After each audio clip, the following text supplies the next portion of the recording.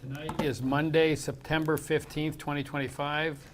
This is a study session of the Minnetonka City Council, and we will do a roll by going around the room, including everyone. So, Miranda, you get to start.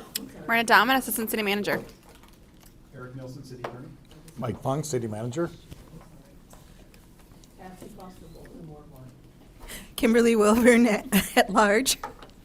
Rebecca Shack, Ward 2. Brad Werson, Mayor. Paula Romali, Ward 3.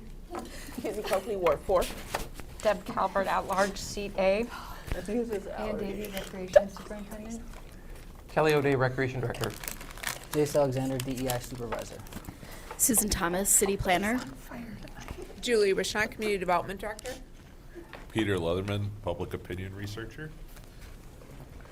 Kevin Ringhofer, resident. All right, well, welcome everyone. Let's see, we have Mike, we've got an addendum to the agenda. Did we miss anybody? No. Let me take a quick look. I think it's just a correction Yeah, it was like a chart was in the wrong place or something. Yeah. The chart for zoning. Oh, yeah, Okay. thank you. All right, sorry to put you on the spot. No, yeah, thank you, Mayor. So we don't approve agendas and study sessions, but yes, there is an addenda. Thanks for pointing that out. And I think as noted by the addenda, there was a chart that we wanted to make sure was identified for the right location. So that is noted. All right, thank All right, you for that. thank you. So that takes us right away to the business items. And the first business item is youth programming and opportunities. And that's you. Very good. Mike, Yeah, I'll kick it off for us, please. Yeah, thank you, Mayor. Council, good evening. So this was something that was teed up by Council for a study session to talk about youth programming and opportunities. We have a number of staff members that will be presenting tonight. I think we'll kick it off with Kelly O'Day. Ann Davey is also here from Recreation. Miranda Dahman will be speaking, as well as Jason Alexander. So it's kind of a three-person, perhaps four-person tag team on really kind of highlighting what was in the staff report. Great. Council, again, you expressed interest in understanding more about the city's programming. We'll talk about employment here this evening, and certainly with the work of our partnerships with Hopkins High School and the City of Hopkins, our ACE programming. So I think either Jason or Randy will speak to that as well. Then we have some questions for you at the end. So again, mainly a presentation here this evening by staff. And if I can, Mayor, turn it over to Kelly and kind of kick us off. Let's go. Thank you, Mike. Good evening, Mayor and Council. So the agenda tonight, as Mike said, myself and Ann will kind of talk a little bit about some of the recreational opportunities that we have for youth and teens in our community. We'll then move into the employment. As you are well aware, we hire a lot of different positions here, especially in recreation, seasonal and part-time positions, many of which are youth. And then Miranda and Jace will get into some of the non-recreation programs and partnerships that we have here in the community. Next slide. So this does relate to our strategic plan. The strategic plan includes one of the priorities is community inclusiveness. And then under that priority, we do have a strategy, a key strategy that says we will create and expand equitable opportunities for accessing programs, services, and facilities. So this really does tie right into what we're talking about tonight. One of the metrics we do have on this one is program registrations by season. We have a lot of different metrics within our department, including our program registration, but one of them is programs by season. So we will be tracking that over the next 3 years. That's a metric from 2025 through 2027. All right, the rec opportunities. So as a department, we typically see about 20 to 25,000 registrations every year. So program registrations from a swim lesson to an adult sports team. We have senior programming and really everything in between. About half of those registrations, last year in 2024, we had 11,000 registrations that were specific to youth and teen programs. Those are broken down into a number of different categories. I think there's probably about 20 to 25. I did highlight a few of those, but we have a wide variety of programs for the youth and teens in our community. Some examples would be our aquatics program. So we had over 800 people register for aquatic programming last year. That could be anywhere from a 3 or 4 year old who's kind of in a parent-child class, or up to a teen who's in maybe a more competitive or trying to get into a competitive swim class. Arts, music, and dance, 300 participants. Hop Kids Sports, so that's a partnership with the Hopkins School District. We have a number of different partnerships with different associations and or school districts in the area. Hopkins School District is one that we have a very good partnership with. So that Hop Kids Sports had almost 500 registrations. Skating lessons over at the rink, we had 1,600 registrations last year, which is a huge number. Again, those start from age 3 and 4 when they're trying to stand on skates, all the way up to figure skating and when they're actually getting into hockey and or just like love skating. So a lot of these programs, although they're not necessarily geared for a specific age, we have multiple different age groups within, like the aquatics or martial arts. We have not only youth but teen, and sometimes even have adult programming within those. A lot of camps and clinics, many of those are in the summer, and then we have a huge tennis lesson program over at the Williston Center. So we had over 5,000 registrations in our tennis program, again, ages 4 all the way up to 17 and even above that. So many of those classes are registration classes. So you register and it's a set given time, maybe it's a 4-week or a 6-week program. You sign up and that's what it is. In addition to that, we have a number of youth and teen that also enjoy our facilities. So maybe they don't want to be tied to a set in, Mondays at 4:30. So we do have memberships at many of our facilities. The first one being that we have student memberships at the Williston Center and Marsh. We average about 75 per month across both facilities. And that number has actually grown quite a bit. I think more of them are over at the Williston Center. We're seeing a few more, but it's still a relatively low number at the Marsh. But we also have household memberships that include youth and teens. So between the two facilities, we have 1,100 memberships at the Marsh and Williston. Like I said, that includes then any children, anybody under 21 in the household. So we see, I would bet, probably about 5,000 youth and teens that are active members of those facilities. And last would be Shady Oak Beach. This past season, we sold 3,400 passes to the beach, which is a big number. My guess is about 2/3 of those are youth and teens, with another third being the adults who enjoy coming to supervise their children when they can.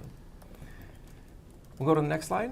Kind of moving into employment. As I mentioned before, many people in the city and in the area, their first job is with recreation. We hire probably about 350 part-time and seasonal staff members per calendar year, which is quite a bit.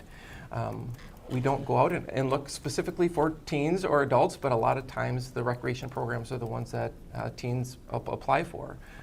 Some of them include the beach. We hire about 100 people at the beach every year, including lifeguards, concession stand attendants, and then folks at the front gate.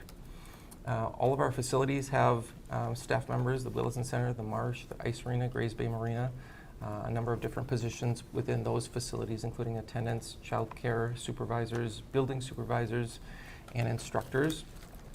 And then we have a number of programming staff members. So we have Parks program, Park Adventures program, which is like the playgrounds program. So we have families who utilize that. We may have 30 to 40 kids that go to a park in the summer. We then have a number of staff members, probably 4 to 6 per park.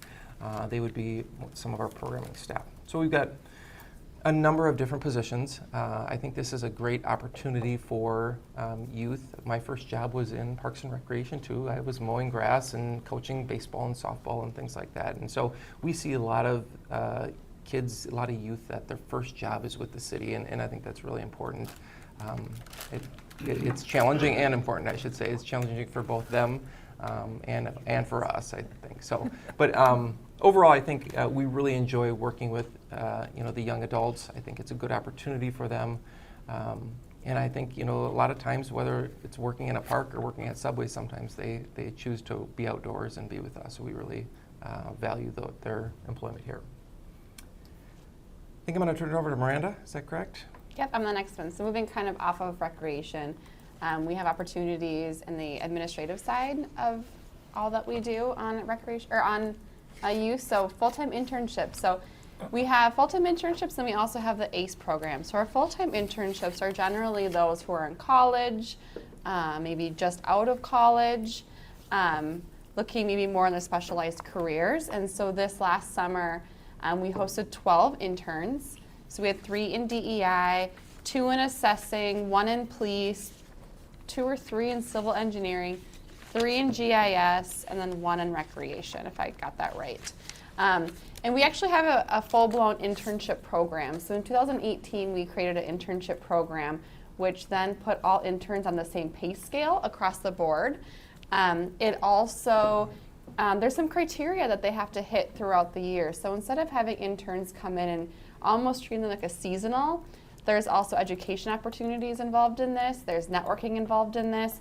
And so they go through the course of their internship, mostly from May when they get out of college through kind of the end of August when they go back to college. These interns go through a mentorship program. We have individuals who are non-supervisors sign up to be a mentor. So like Sarissa Falk is a mentor for some of these interns, for example. They do monthly activities where some of the directors will come and speak about their departments and what they do and learn more cross-departmental different opportunities that they have. And at the end of summer, they do a presentation in the council chambers for all staff to come to about their project that they did, the projects that they did over the summer. I went to the presentation this year and I felt very inadequate sitting in the crowd because these interns have so much talent. Some of these GIS interns created full-blown dashboards. They created maps. One of them created a 3D map of the marsh where you can like go into rooms and it has all the blueprints. Their talent is wild. And so it's really great to go to that at the end of the summer and hear from all of them. One of them was really funny, and I learned that he's the comedy chair at the University of Minnesota. And so it's really fun to also learn about their hobbies and activities outside of their daily desires as well. So we do have an internship, again, more of that graduate, undergraduate level. And there's generally 12 to 15 here in the summer. And so they do real work, they get real projects, they get real good life experience, and then they leave with a certificate signed by Mike that they can use in their portfolios as they move forward as well. So we have that program going on, and then we also have our ACE program, which I'm going to have Jace talk about.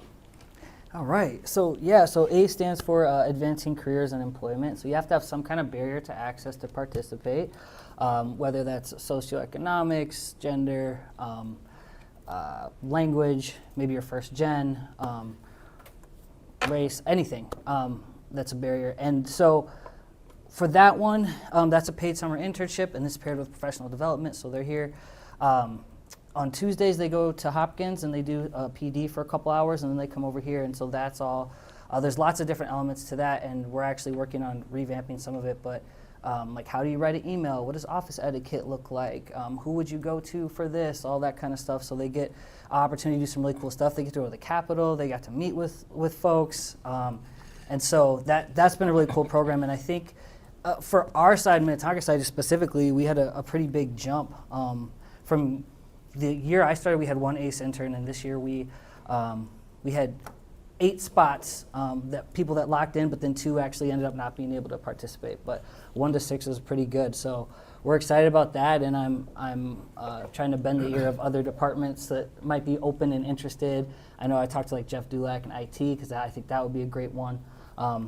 and talking to HR. So I think we're only going to continue to grow that. We did have this year more applicants than spots, so good problem to have. And we're trying to think about how can we expand where it makes sense. And so we had, so I had 3 DEI interns for the ACE program, and then I had 2 full-time interns that were college level. And so we had that. We had somebody in community development, admin, the public works, and the we were supposed to have one for PD, but I think those 2 fell off. But we have one for rec and fire. And the Sebastian over there on the right for fire, he now wants to be a firefighter. And so again, a path. It's just a great opportunity to try something out and see if that's where your passion lies. So that's been exciting to see, and we're hoping to continue to just expand on that. One other thing I'll say is, again, for my 2 DEI internship spots, I had about 85 people apply, and so some of my I think I narrowed it down to about 10-ish people that I interviewed, and then if you didn't get it from there, I sent them links to the ACE program. So one of the ACE interns for Hopkins, I believe his name was Ayaz, he originally applied with me but was able to get an opportunity through ACE. So again, trying to think about when and where we can make those connections and those pathways for students. Absolutely. And if there's a lot of passion behind this, if you don't know, Kelly, and Susan Thomas were all interns. So the 3 of us served on a panel for these interns. And there's many more in the city. As you go throughout the community, as an organization, there's a lot of us who started in these chairs. And so it's fun to kind of come full circle as well. And one final thing, too, is thinking about just how we're being as inclusive as possible. And so we did have 2 students from Lionsgate this summer that were interns, so that was really cool to see. And so I did an autism 101 training for anyone who's a supervisor, just things to keep in mind, things to know, how you can be supportive, how you can accommodate. And that we got good feedback on that. And so, again, thinking about how inclusive can we be? Are we thinking about everyone? What are we doing? So, yeah. Is that mostly for high school students, the ACE, or is it both? You could be, I think it's 15 to 24. Okay, Mm-hmm. thank you. So you could also be in college, yeah. Okay, and then so last year I was working with PD because we did have Olivia Washington here with JCPP, and so with that program, lots of cities have a student MAC or student multicultural advisor group, and so I was helping them kind of get that started and doing some of the facilitation for that. So that was another youth opportunity. And we're hoping to continue to build on that this year. I know they have some leadership changes that happened at Hopkins, and so I think Corinne and I have a meeting early October to see what could this look like, how can we continue, specifically hitting on students that are interested in this and looking at some of those affinity groups as well that might want to partake in this group. And this is a picture of students that were able to come from Hopkins High School, and they're walking them through kind of use of force with that big screen, and they got to try it out. And so that was a really great place to foster dialogue because some of the students shot right away. And they're like, and so it's just a good back and forth with officers to say well, why'd you do that, right? And then here's what happens on the flip side for us if that's how it goes. And so really eye-opening, I think, on both sides for them to just kind of see what that's like. And again, is this somewhere that you can see yourself? Is this a role you see yourself in, kind of a thing? And then we've got our youth advisory board that we share with Hopkins. Now I will say this is an area where I'm hoping to dig in a little bit more. Hopkins mostly runs it for us inside of the depot. And the last time I checked, it's mostly students from Hopkins High School that are on it. So working with trying to make those connections with students in Minnetonka to see if we can get that going. And now that I've got some help with Corinne, seeing when and where we can show up to some of those meetings and get their feedback, think about the things that they want to do. And as we think about partnerships as well, I'm trying to see if I can work with Vantage at Minnetonka High School. And right now seeing if there's some students that maybe want to help us do a youth advisory recruiting video. So with a little clip, 30 to 90 seconds on what that would look like since we have these open spots across different boards and commissions. So that's something that we're working on. Then we've got the student election judges program, so another opportunity for students to get engaged. And again, with Vantage and with the schools in general, trying to think about what other opportunities do we have, where can we collaborate, where can I support them, where can they support us, to see where we can go from there. So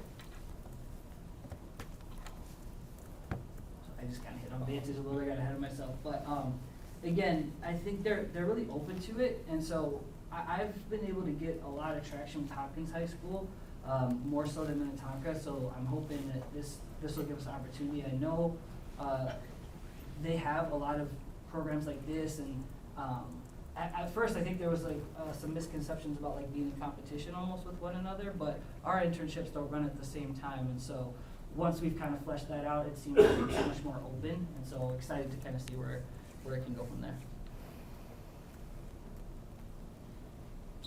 Anything else?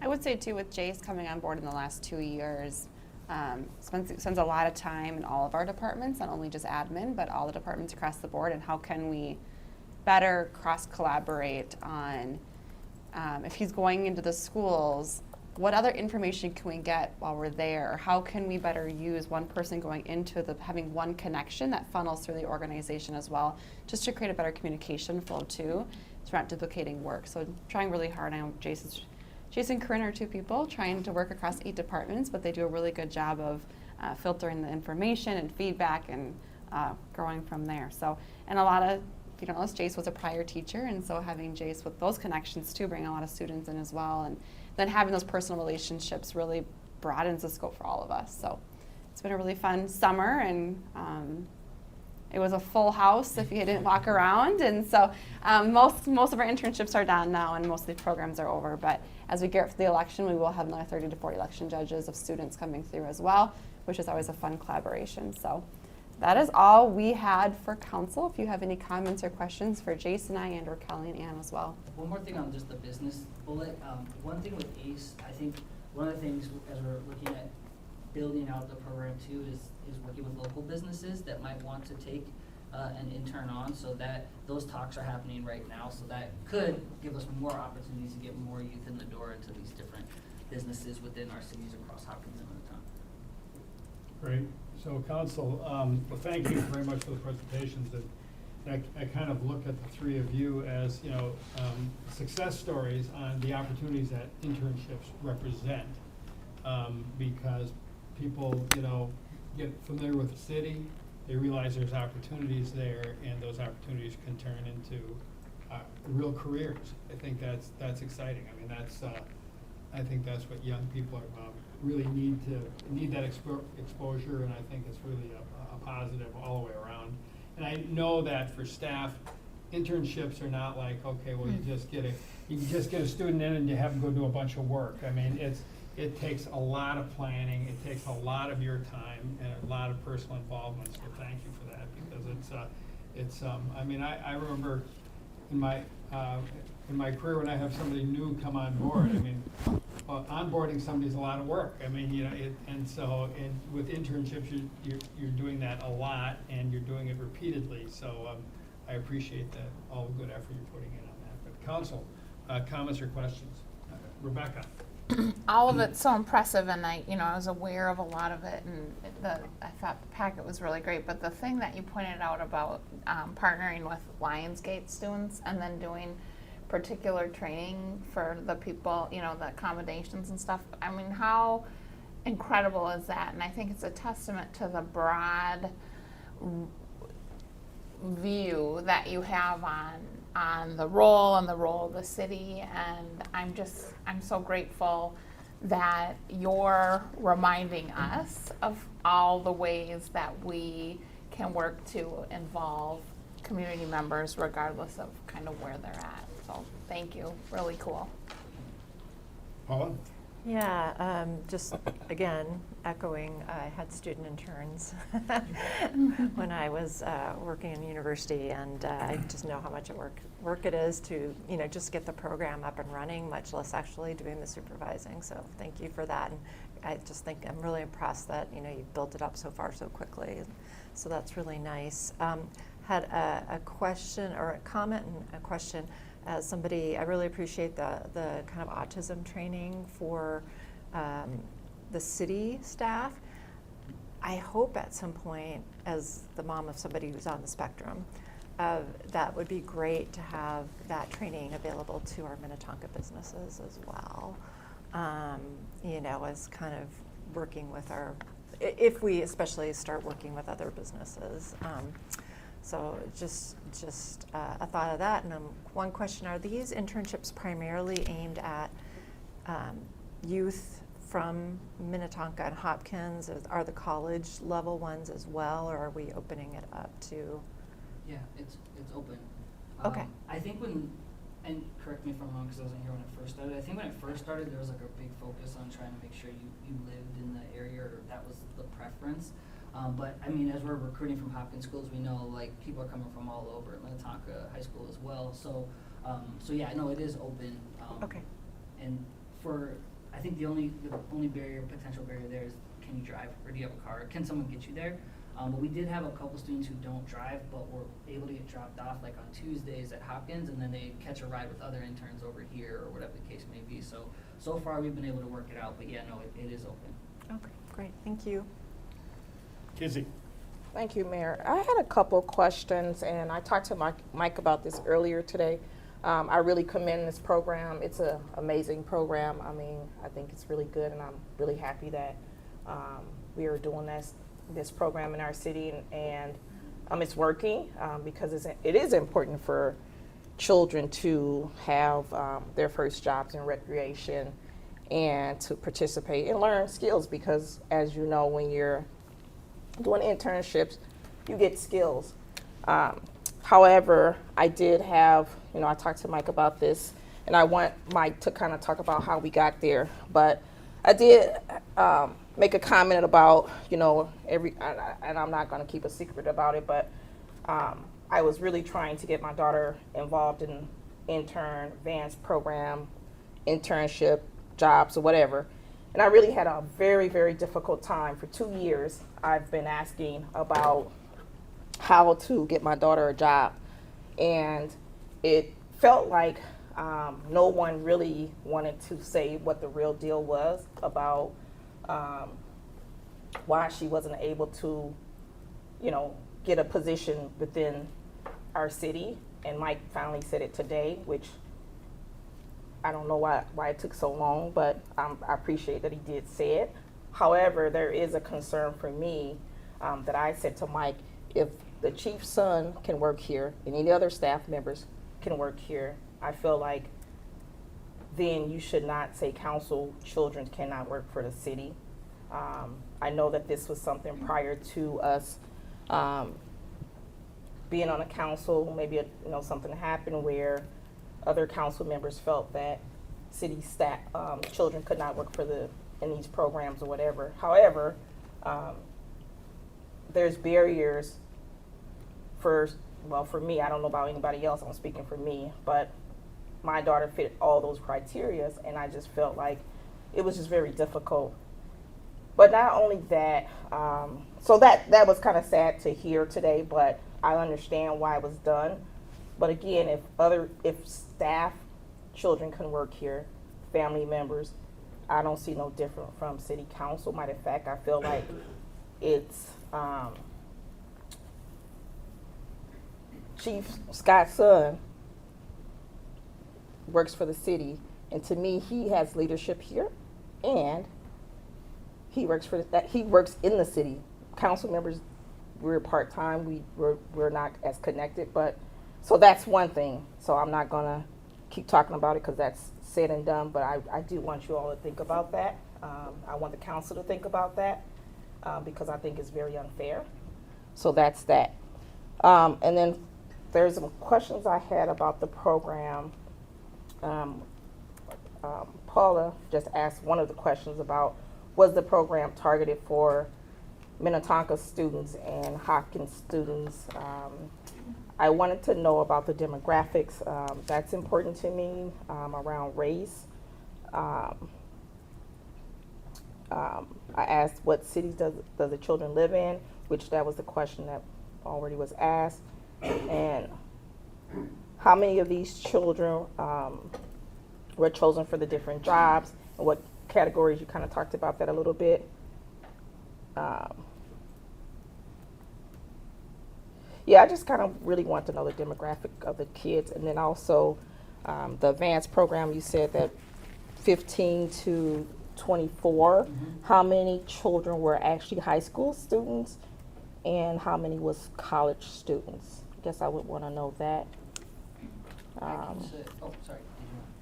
And then that was pretty much it. I know with the Vantage program, I had one comment about the Vantage program. The Vantage program is a really good program. I was serving on the board there and have been to some of their meetings, and actually some of the children had did some internship for me for my nonprofit business, and it's really an excellent program, and so that's a really good idea to partner with the Vantage program. However, I sometimes, when I was door knocking last year, there was parents who had a problem with the Vantage program because the Vantage program was strictly for kids who was advanced students, and it kind of discriminated against kids with who was not advanced, and so that was a concern. So I would want to know, if we did partner with that program, how do we make sure that that program, we're getting students from all walks of life and not just advanced students. So, yes, that's it. Thank you. All right, and I don't know if you have answers now or if you want to follow up on those, but. I can get the full. I don't have the full report. But I can reach out to them and get it. As far as like the full demographics, I think we're pretty diverse overall. And then same thing for high school students. I can speak at least for us. We had four who were like, and mostly seniors in that program. Sebastian, I think he was like 1 or 2 years outside of high school. And his brother served on our DEI commission, Joaquin. So again, building those connections has been fun to see. But to your point about Vantage too, like this program is kind of new to me, and figuring out what that looks like. And then as we think about Hopkins too, I think it's kind of exciting because we can kind of, if they're open to it, build out whatever relationship we want. I think Vantage might be a little more tricky because they're already like solidified. Not that we can't make changes, but I'm really excited to meet with Hopkins principals and see like what we can do and what they're open to. So more to come on that, but I can definitely get you. I'll ask their youth connector at Hopkins that holds all that data for the demographic data, and I can get that to you. Yeah, and can we have more of this information in our packet about youth program, because I didn't see this information there. Correct. So this is the presentation, and so after every study session, the presentations, we do post those on our website. Okay. So they are available. Okay. Can someone like email those out to us? Or? Yeah. All right. Thanks. Other questions, council members? Mayor, if I may, I forgot to mention one thing that Julie reminded me of, is we do also use for the others as AmeriCorps, and Green Corps members are often frequenting through our organization as well. So as another outside business, we do often partner with Green Corps and AmeriCorps, which I failed to mention. So. Can I just ask one? Yes, go ahead. Has there ever been any thought, and just for some reason this came to me because my husband did this, he worked for the city of Dallas as a co-op student. Do you guys ever, is there like co-oping, do you know what that is? Co-oping is when students work like a year of their college or outside of college and they actually go to work at the city. I don't know, there's a... We haven't. Okay, I might just absolutely curious. look into it though. Yeah, Sounds like it's kind of like AmeriCorps or something like that, yeah. but they usually get college credit for it. Like Northeastern University does it all over the country. Most of their students have it. And my husband did it for Dallas in civil engineering for the city and public works, and so anyway, just. I do know on that, in our police department, our social worker, we just reviewed a contract recently that she's going to be partnering with the city or the Mankato State University, and the students that need to have an internship, more of an unpaid internship through social work, would be based here in the city with our police department. So, In terms of, community colleges and things like that, smaller universities, it would be, in terms of our DEI mission, could be a way to help, people who don't have as much access. So, just thought. Thanks. Council, any other Any other comments? Deb? I'm just interested in terms of where the outreach is for the college student. How, you know, where are we posting the internships and so forth? How are we reaching out? Sure. So through ACE, we send a lot of stuff to the schools, to the high schools, and then some of it we've used our DI commission, like, hey, put this everywhere, or tell people about it. And we work with our communications team to get it pretty much anywhere and everywhere we can. I would say for colleges, again, as we're looking at like trying to add and build and on ACE, I think that would be a more targeted new kind of avenue. It's not that it doesn't get there, but as I said, one of our interns happened to get to it because he applied for my full-time DEI internship, right? And so thinking about those pathways, I think is going to be good and interesting. I think, again, as we continue to expand, that can really change what that looks like. I think the ACE program in particular is great for everyone, and as we're thinking about like our high schoolers who are maybe trying to figure out like, what am I going to do? I'm not exactly sure yet. I haven't even got to that point where I'm declaring anything or taking generals or anything. That's kind of a cool element of it. So I'm not sure where it will go, but that's kind of where we've started, mostly at the high schools, both high schools, and then from there it's kind of like any other activities we've got going on. I know we've talked about it at like some of our events and stuff, or we've had like a flyer, but they usually go pretty quick. And I know we also talked about it at, there was a event we did, the name of it's escaping me right now, where we tabled for the LGBTQIA+ community, and so we also had like flyers there about kind of all of our internships. But again, just trying, anywhere we go, kind of just trying to talk about it, share about it. But in terms of college outreach, where are we reaching out to the community? I mean, I was really intrigued by the young people that you were talking about that were so good at the GIS and the, you know, where are those folks coming from? Are they coming from technical colleges, from university? I'm just wondering. Really good question. I was also, again, astonished sitting in the room because someone's like, I'm going to be a junior at Vanderbilt, and I'm going to be a senior at, what was one of the other ones? One's going to Northwestern. British Columbia, Northwest. I mean, it was pretty crazy where these students are going to school. I think a lot of them come home for the summers, so I think they do a Google search of civil engineering internships. So we post on the League of Minnesota Cities website, we post on Indeed, we post on LinkedIn, a whole wide variety of all of our normal avenues.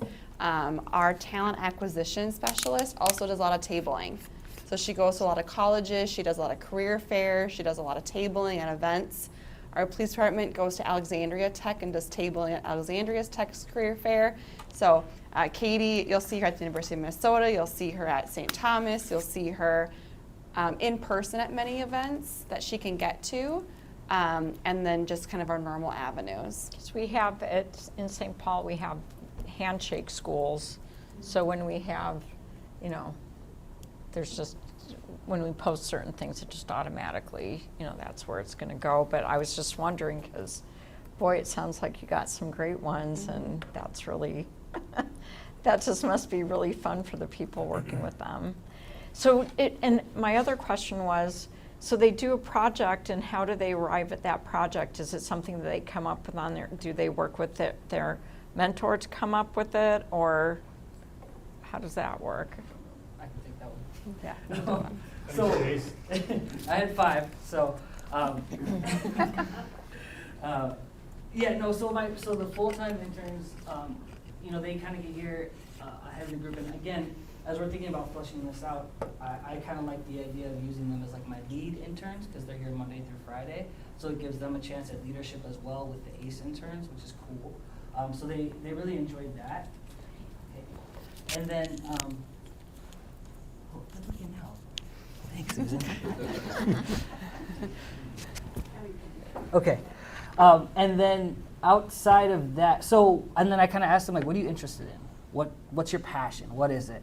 And so I have a list, as you can imagine, of things that I need to get done, but then I kind of try to cater it to what are you interested in. And what's been really cool, at least for me, is that I've had interns who are interested in law, and so working with admin, like the legal department will meet with them or let them go to court with them one day or whatever the case may be. I had one who was interested in being a city manager one day, and so he was able to meet with Mike and Miranda and kind of talk through, like, what does that look like? Does he still want to be? Right? I was like, that's a no for me, but I love that for you. So there's just, it's really cool because you can kind of make it, what you want it to be. And so, like, one of my full-time interns, his thing was applying for grants for us, and so he applied to like the Minnesota Historical Society, and we're waiting to hear back for that on this, trying to revamp this timeline out here. The other one was really interested, and the cool thing about it is she got to bounce around a little bit, because at first she was like, oh, I really want to talk about financial well-being for everyone. What does that look like? And so I was like, I don't know, what does that look like? Reach out. What's community ed doing? What are they doing? And so she kind of ran into some dead ends, and she was like, oh, I kind of feel like they're already doing this. And I was like, okay, well, now what do you want to do? And she's like, well, maybe we could do something like here, like at the city. What would that look like? And so she kind of got to play with it, and she kind of ended up going down this path of thinking about, like, how do we just reach out in general? And so she got to work with John in communications a lot, thinking about Peach Jar and, like, how are we getting this information to parents and whatnot that we want. Outside of like the Minnetonka memo, how else are we getting to people? And so that's where, so she kind of took that path to get there. But there's so many different avenues you can take. And there's a lot of flexibility built into the structure. So that was a long-winded way of, I hope I answered your question. What's Peach Jar? Can you explain? Oh, yeah. And so that's, my understanding of Peach Jar is it's kind of like an app that you can like send information out to the schools with, or like, so like if you're partnering with schools, and they're sending something out, it'll go out with that for you. So like, oh, we want to send we're having this Hispanic Latino event. Can we send it through Peach Jar? So not only are the people that get the Minnetonka memo seeing it, but like families that are obviously engaged in school are going to see it pop up. So they're getting it more than once. And then also, we're trying to think about what barriers are there for people to show up or to know what's going on. So if you don't get the Minnetonka memo, maybe you live in multifamily housing and they don't pass it out to every single mailbox. Here's another way that you might be able to access it, because it's coming with all your other kids' stuff, like through your email. So we've been playing with that, and she was able to kind of make some posters and things like that. So yeah, there's a lot. Andrew was able to kind of give us a look at thinking about sensory rooms and what can we add or what can we do different or what would be good. So there's really something for everybody. Thanks, Jay. It's very cool. Any other questions? I just have one more question. Do you all do like technical college, like Hennepin Tech, Normandale, MCTC, any of those schools? Do you reach out to any of those schools? Yeah, I think Katie actually goes to, which one? Northwestern, maybe? Which one did she? I thought it was MCTC. Yeah, MCTC. Yeah, we go and table at those events as well. Mm-hmm. Yep. That's good. And we through this ACE program, there were folks here who were just like learning about it. I feel like Chamber of Commerce. Don't quote me on that. But then I had people stay after from a couple community colleges to ask, like, what could that look like for internships? And so I think, again, looking at this as an opportunity to really kind of build that out is exciting to think about. So I don't have anyone coming on for this fall because it was too soon, but thinking about spring or even next fall, I think there's definitely opportunities to working with those community colleges to see what we can do. Yeah, that's good. I'm hoping that Hopkins can do the same thing, repeat what we're doing here if they're not doing some of the programming this way, and then as we continue to build on. I think this is a really excellent program for all students, but it's really good to see. So, thanks. Mike, you had a comment? Yeah, just real quick. So thank you, Mayor and Council. I think you're hopefully getting a full flavor for how we as a city value youth and how we really try to incorporate youth into what we're doing. And I would say that's also a reflection on your values as a council, because you support the budgets that support this programming. And so even as we talk about budgets, whether it's the 12 interns or the ACE program, and Miranda can speak to the ACE program because we do have grants, and I think the City of Hopkins has been instrumental in getting grants. So there's some grants that help pay for the ACE program. The 12 interns are out of the city's budget. And so as I talk to my own colleague, I call my colleagues in other cities, we have a robust internship program. And again, I think Miranda mentioned going back to 2018 where the city made a conscious decision to invest in helping youth develop in their career paths. And not every city does this. And so I think it does speak to our values here in Minnetonka, really trying to help youth where we can. The budgets, yeah, I think we'd love for them to go further. I think Miranda and I have talked about, like, for example, in the city of Edina has a fellow program. And instead of calling intern, just more of a beefed up internship program where the city of Edina has fellows. And they're like I think, Paul, a 1 or 2 year type employment for students that are going into public administration and getting more exposure, more depth into city administration or management. And so I think personally I'd love to see us expand in that direction too, but it takes more financial commitment. And so, I mean, that's always tough as well as we look to not only do what we're doing here, but try to build on that as well. And then last thing, Mayor and Council, I just go back to Kizzy's comment, just so you're aware, what Kizzy and I were talking about is in terms of our employee policies, our employment manual, our employee handbook as we call it, it does allow for employees, children of employees to work at the city. There was a restriction on that a number of years ago. We ended up lifting that ban, if you will, kind of around the time of COVID, because we were having a really difficult time hiring kids to fill positions, lifeguards and some of the summer workers that Kelly spoke to. And so we needed kids. And so we knew employees that had kids that were available, and so we lifted that. And so Councilmember Coakley's correct that we have, like for Chief Borboom, his son has worked in Public Works for the last couple of years. And there's probably a couple other examples out there as well. Separate to that, there is actually in city code, so it's section 205.005, where, so it's a city code provision where family members of council, so it's not just children, so it'd be spouse, children, mother-in-law, father-in-law, stepchildren, kind of there's a whole definition in there on what family is that per city code are not allowed to work at the city. And I think, I don't know the whole history of that, when that dates back. I think there was, something prompted that many years ago, perhaps conflicts of interest. I do think there's probably some power differential in that in terms of if you ever have to discipline and how a family member of a council member might come into play for something like a discipline or a termination, and things can get really kind of mucky in that regard. So I think there's reasons why that's probably in place. But here and there, I just want to give you that background. And I think, I mean, to me, the risk is, the hiring family members of council members potentially smacks of corruption, which is not popular in government. That's certainly something that I don't want to identify with. So I agree that it's challenging. But I think that any change would have to be carefully considered. I would agree with that, but I also think it's pretty mucky when you hire family members within city staff. So I don't see it really as being too much of a difference. It's a power differential. Yeah. So It's just a power, we hold the purse strings for the entire city. It makes it very different to me, and yeah. So, well, we're not going to resolve that tonight, but I appreciate the explanation. And the only general comment I want to close with is, one question I had was, do we do anything with placement offices at different colleges and universities when we're doing things in terms of recruiting for internships? I don't know if that's an appropriate spot or not, but it was a question that I had. And then, because I remember being a student and the placement office was, I did spend some time there. You always want to looking for that job. So anyway, it might be a right place to go. But then, I'm impressed with all the programs we've got and all that we're doing.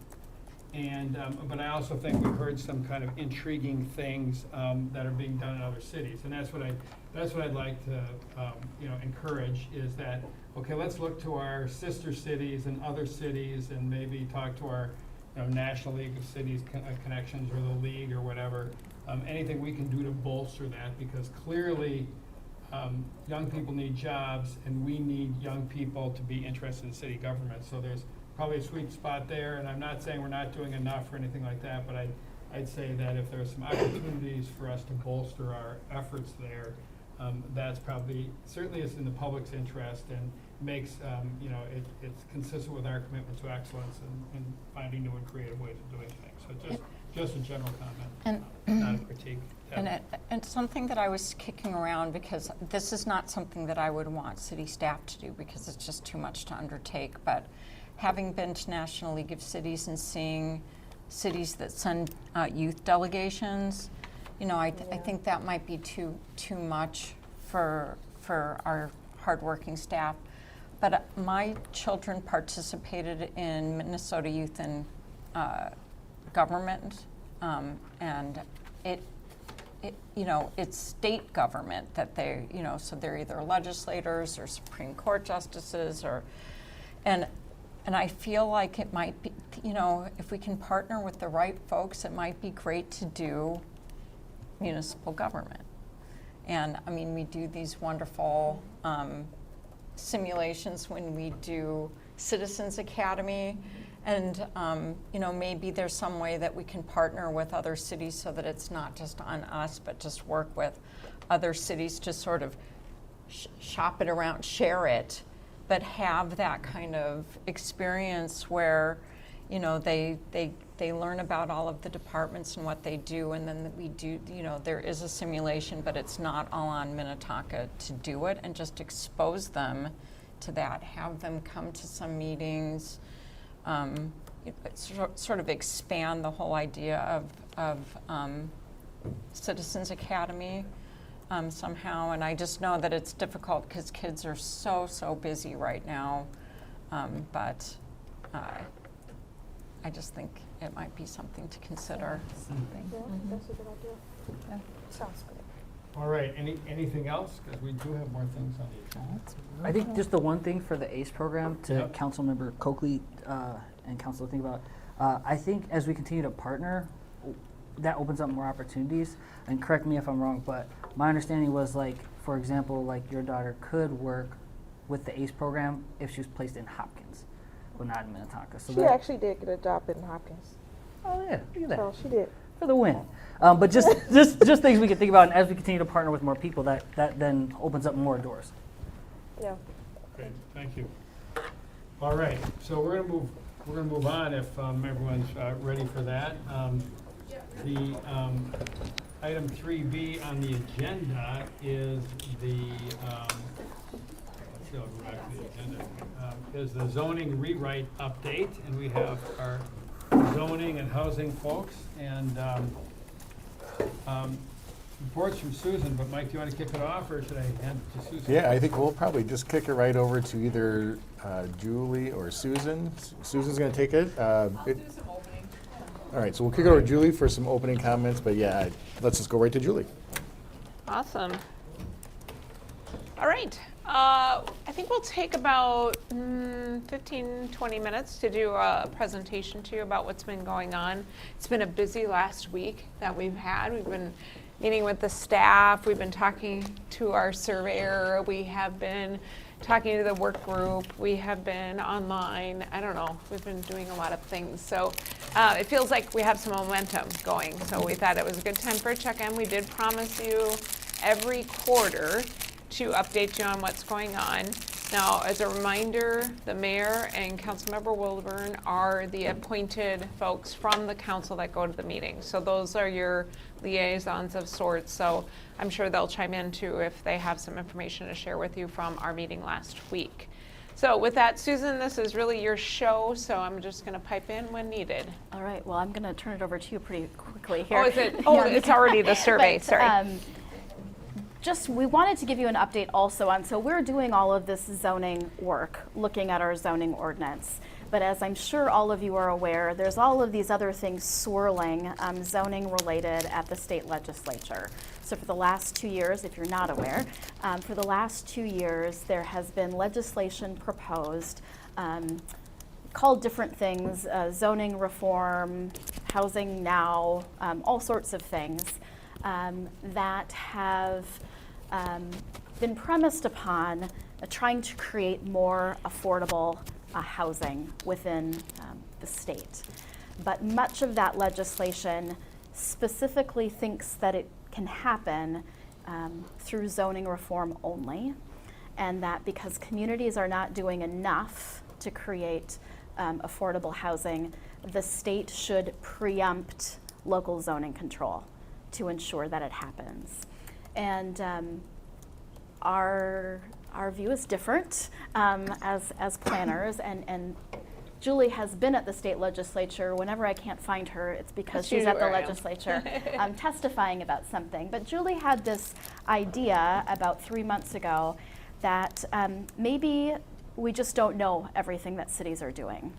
And so she suggested to planning staff that we should call the community development directors, the planners of the 65 largest cities in the state of Minnesota, to ask what they're doing. Oh, wow. And so for those of us that are more introverted, that was quite a heavy lift, but we got through it. And we do think it's important to share the results with you. And we will also share these results with the 65 communities that we engaged with.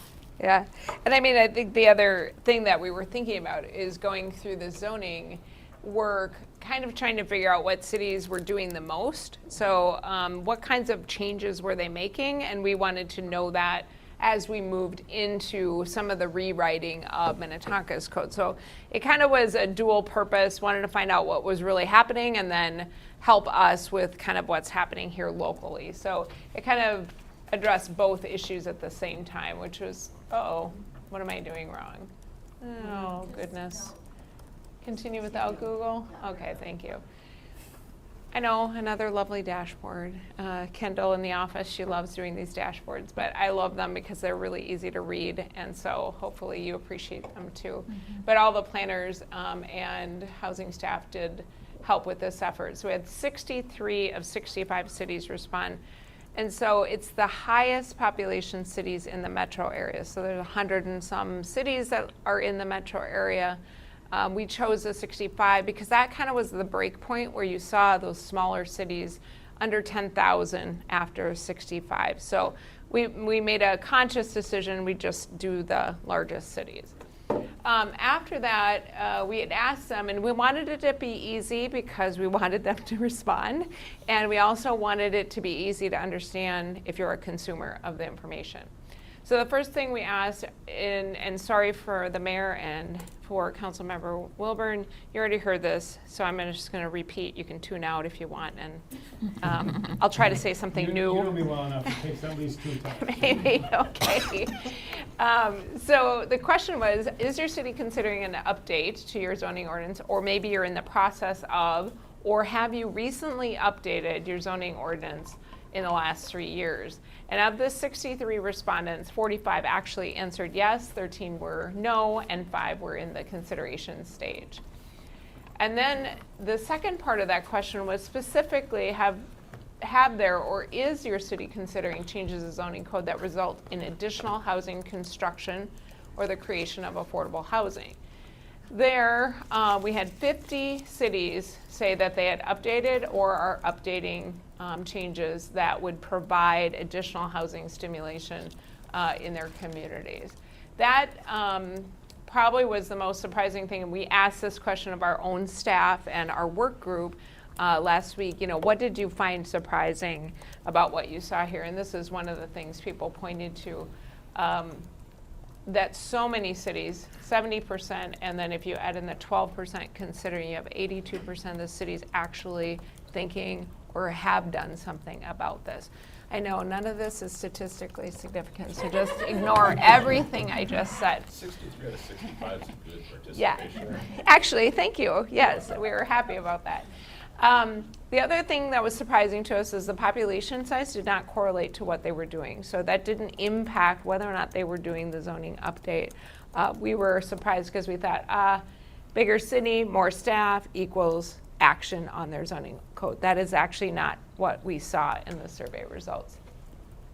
The subset of cities that weren't considering changes were doing other things. I'll talk about that later. And a group of cities were, what was I saying here? What was this point? Group of cities that are updating or recently updating are not doing changes that would actually impact. That's the no answer. So 18% said no, they weren't doing that. The second question is, what were the items that you thought as a city official were most impactful in this housing zoning discourse? So the number one thing was diversity in housing type. That is the number one thing people were changing in the ordinances. And of course that allowed for ADUs or other kinds of housing. Maybe it's a twin home, maybe it's townhomes, et cetera. So people were by and large changing that. That was the number one answer. The second thing is addressing zoning district restrictions. So people were changing lot sizes. They were doing flexibility in the types of zoning districts they have, and then adjusting setbacks. The third thing they were doing is reducing parking. Minnetonka did this a number of years ago. That's not something in our new code probably we will adjust too much. So we already kind of tackled that issue. And then the fourth one that people mentioned was the incentives for affordability. So that definitely was important to the cities we talked to. Then the third question is, how would you rate the response to change? So as you proposed all these zoning changes, how was the community acceptance? Were you having trouble? Was it a lot of difficulty or not? You can see on the chart, it actually wasn't that difficult. You had a few cities answer, maybe 7s or 8s. That's what I would say. Maybe they had hard time getting things approved. Maybe they had contentious public hearings about zoning changes, whatever that may be. That might be in this end, but that was only 4 of those cities that answered that it was a little more difficult. This is also an interesting question. Does your city have a policy or an ordinance that requires affordable housing in new development? And when you look at the number of cities, it's only actually 13 cities. There's, we had some discussion last week. Why is it kind of this West Metro area that has it? Well, you think about where housing prices are way high and what's happening in our housing market as opposed to maybe the East Metro. They haven't had the pressures maybe that we have had in Minnetonka or Eden Prairie or some of the other suburbs that see kind of rising housing costs. So those are the cities that have adopted inclusionary housing or some kind of affordable housing policy. When I was showing this to Mike, Mike said, how many people does that represent? How much population? Which was a good add, because when you add it up, it's about 1.3 million in population that you're representing with those kinds of inclusionary policies. 41% of the metro area population have some kind of policy included in their city. Some of the cities we talked to didn't actually have formal requirements for this, but they were actively asking for money through either the Minnesota Housing Finance Agency, Met Council, their counties that they're in, or other types of doing tax increment financing or all of the above. So it wasn't like they weren't doing anything for affordable housing. It was that they had different avenues in addition to other zoning things that they were doing. The only other thing, I'm going to get to the bottom here. The last question was, we wanted to have some context about regionally how many people are working on this issue. And if you asked how many staff people are working on it, about 300, just over 300 people. If you asked how many elected officials, that's another 300. So together about 600 people having this conversation really is what's reflected in this survey. And then we tried to identify like how many in population and then how many staff people that they reported. And then just some of the conclusions, which I've kind of gone over here, so I don't think I'll go too much into this. But hopefully you found that helpful. We felt it was really helpful to do it and kind of get some of these questions off our list of things that just kept making people spin a little bit when we talked about housing and zoning, that connection. So where are we at in the PowerPoint? Any questions about that section? I just have a quick question. First of all, I love the data, and that's been really good about, and also the Leatherman survey as well. With the affordable housing policies, I know overall didn't seem to be a correlation on what size cities were doing their zoning code. Same thing with the affordable housing policy. I would say if you can Seems go like back. bigger cities on the heat map. Yeah, it's more this west phenomena, I would say a little bit north, but mostly this west metro where you've seen the most pressure on property value and housing sale price. But anything on the population size of the city? No. So we're seeing smaller cities do it as well. No, well, if you look west of the lake, that's us. Yeah. And then to the north, you'll see Plymouth. And then to the east of that, what's that town right there? Golden Valley. Is it Golden Valley? Okay. Sorry. And even Hopkins, where you have some, I mean, you have a lot of affordable rental in Hopkins, they still have a policy that addresses housing in general and what they expect as a city. So we counted them because they address it. So Very interesting. does that help? Yep. And you just Yeah. I was Oh, just go ahead. wondering if, as part of that survey, there's any data on how they're hitting their numbers, say from Met Council, in terms of affordable housing creation? That actually, the whether or not people are meeting their goals is actually on a different dashboard, and that I can send you all the link. But there's a whole regional dashboard that compiles the data. It doesn't do it. You can probably get it city by city, but the compilation is in the Metro Council I'm database. just wondering if there's any correlation between some of the data you collected here and like number of staff, or some of these this How data much you're- effort goes into achieving the goal? And Yeah. what's the effort, and then are they actually What's the meeting production? goals? Yeah. What is it actually? You're further than I am on that, but Just curious. I didn't know if that was. I'm going to present this at the Metro Cities Forum just so that people can see what the data is showing. Again, I think a lot of people thought nothing was going on with zoning, but there was just, I think that was, we always just heard, oh, that city or this city.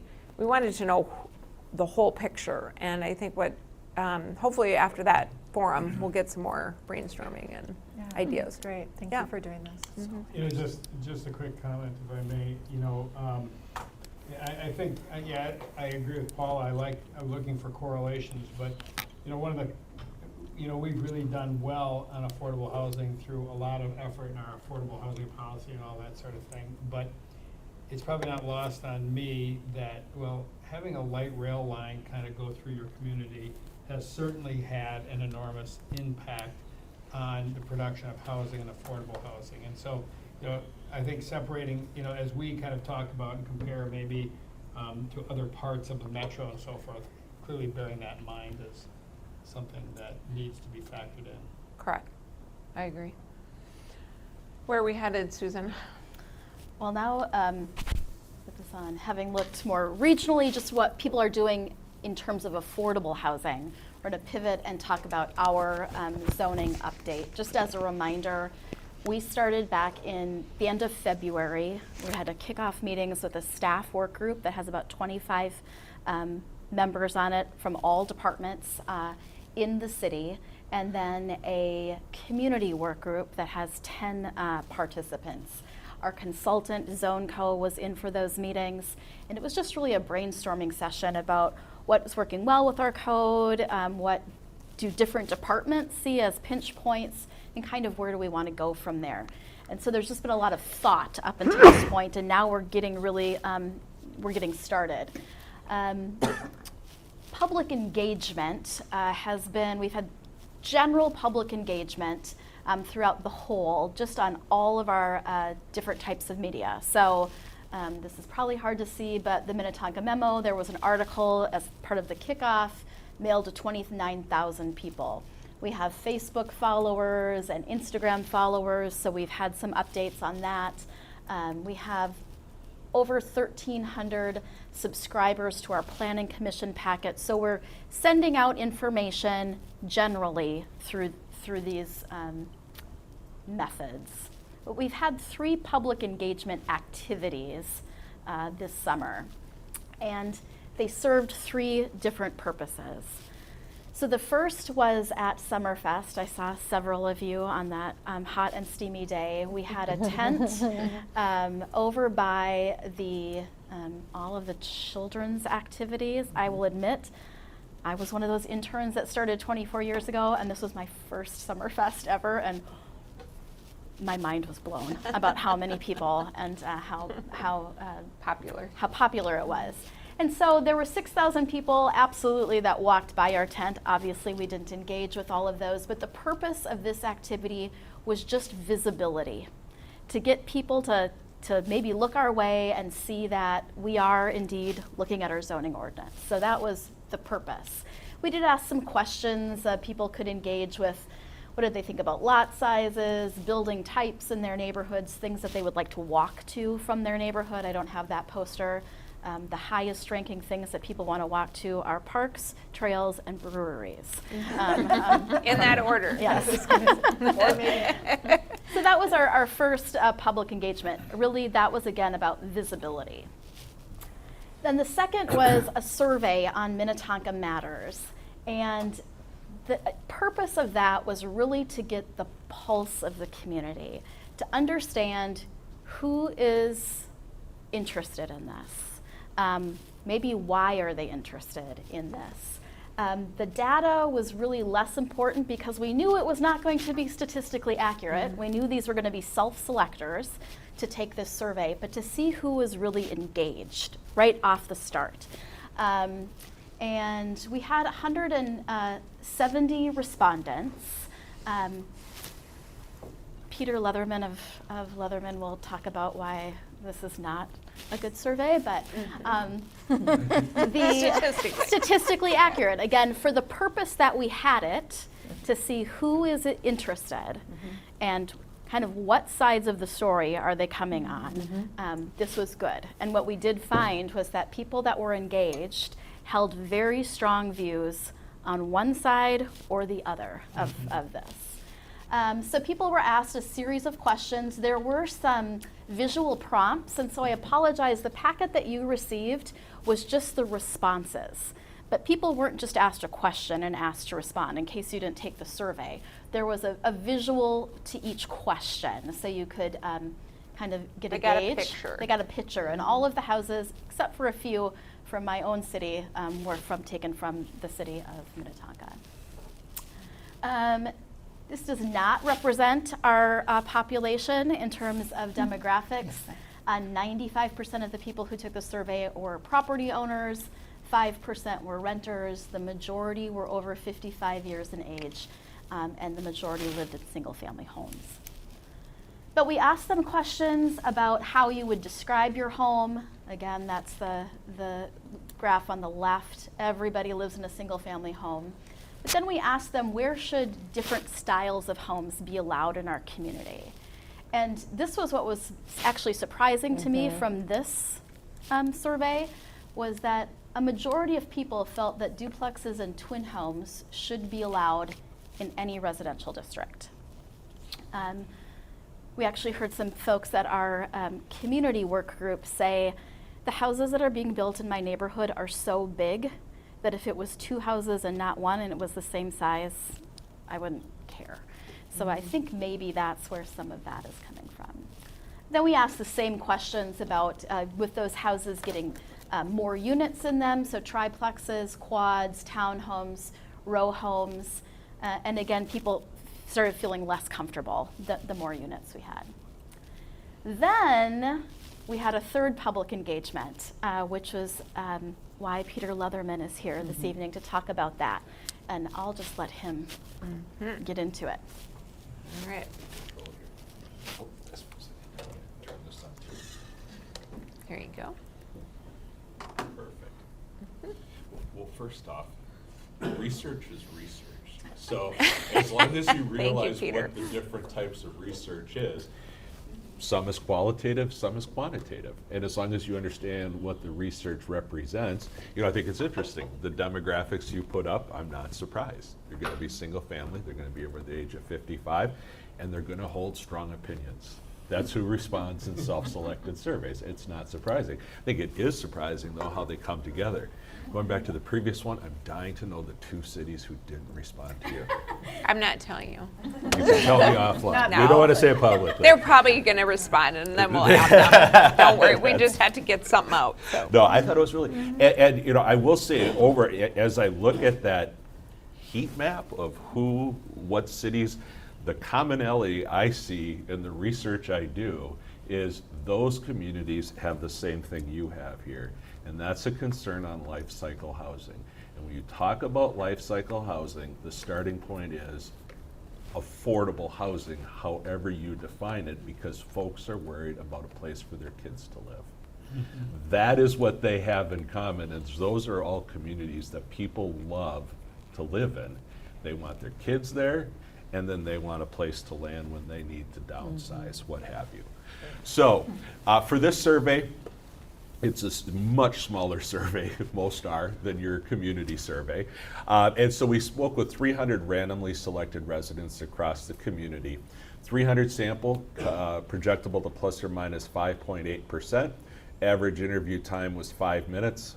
Very short survey for your surveys. Yeah, interviews were conducted back in July, and just to put up some demographics, nothing, you know, all of them in line with what we see in your community surveys and census information. Cell phone only households were 60%, landline only 9%, and both landline and cell phone 31%. Typical resident's been here for about 11 years. You do have 25% that have been here for over 20. If we look at the makeup of the housing, different than the qualitative survey, 61% were single-family homeowners. Then we had apartment dwellers at 16%, and 18% indicated a townhouse or condo. 1 in 4 indicated that they were renters. Homeowners, 73%, 2% refused. And then the average, the median comes in at over $500,000, the typical single-family home self-assessed value.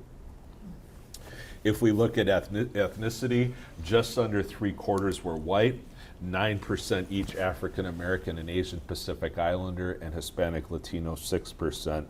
And you can see the geographic distribution by ward, with 27% in Ward 1, 25% in Wards 2 and 3, and 23% in Ward 4. 21% were 18 to 34-year-olds, while we have 44% over the age of 55, and then women outnumbered men by 5% in this sample. First off, if we went through this list and asked, are there too many, not enough, or about the right amount of 6 different housing options? It's set up like a stoplight: red stop, green more, yellow about the right amount. You can see too, and if we take the plus or minus 5.8%, the single family homes and the apartments and condominiums are actually a perfect bell curve. You have equal amounts within the margin of error, saying too many versus too few on those. The other 4 items, and we gave definitions, you know, everybody, you know, accessory dwelling unit, 5% of people are going to know what you're talking about. So we talked about a small dwelling located on the same lot as a single family home, either inside the home or in a separate building. You have to give it just not the acronym, so they knew what they were responding to. We have 40% indicating too few on accessory dwelling units, 43% duplex twin homes, 50% triplex quads, 35% townhomes or row homes. And so if you look at, that's where the difference comes with too many, too much, is where folks want the focus to be as you look at housing options in the community. How committed are they to staying in the city? They're very committed, not surprisingly. If you look at all the quality of life research we've done for you, folks want to be here. 81% say they're either very or somewhat committed.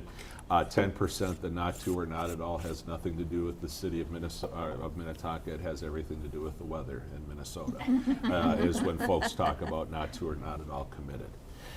If we look at the types of housing options they would consider in the future. Now, this is where you're doing a trade-off, okay? If you're already in a single-family home, if you're going to downsize, you're going to be looking for something else. If you're in an apartment or condo, you're going to be looking for a single-family home.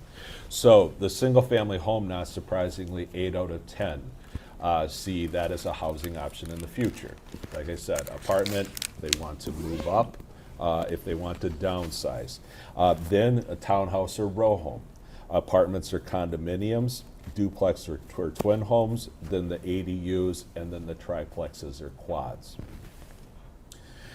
We asked folks if they were aware, and I want to read these things so everybody knows the context. We told them the city of Minnetonka currently requires new multi-unit developments to include some affordable housing. Were you aware of this requirement? 44% were, 56% were not. Now, on any awareness question, your universe is never 100%.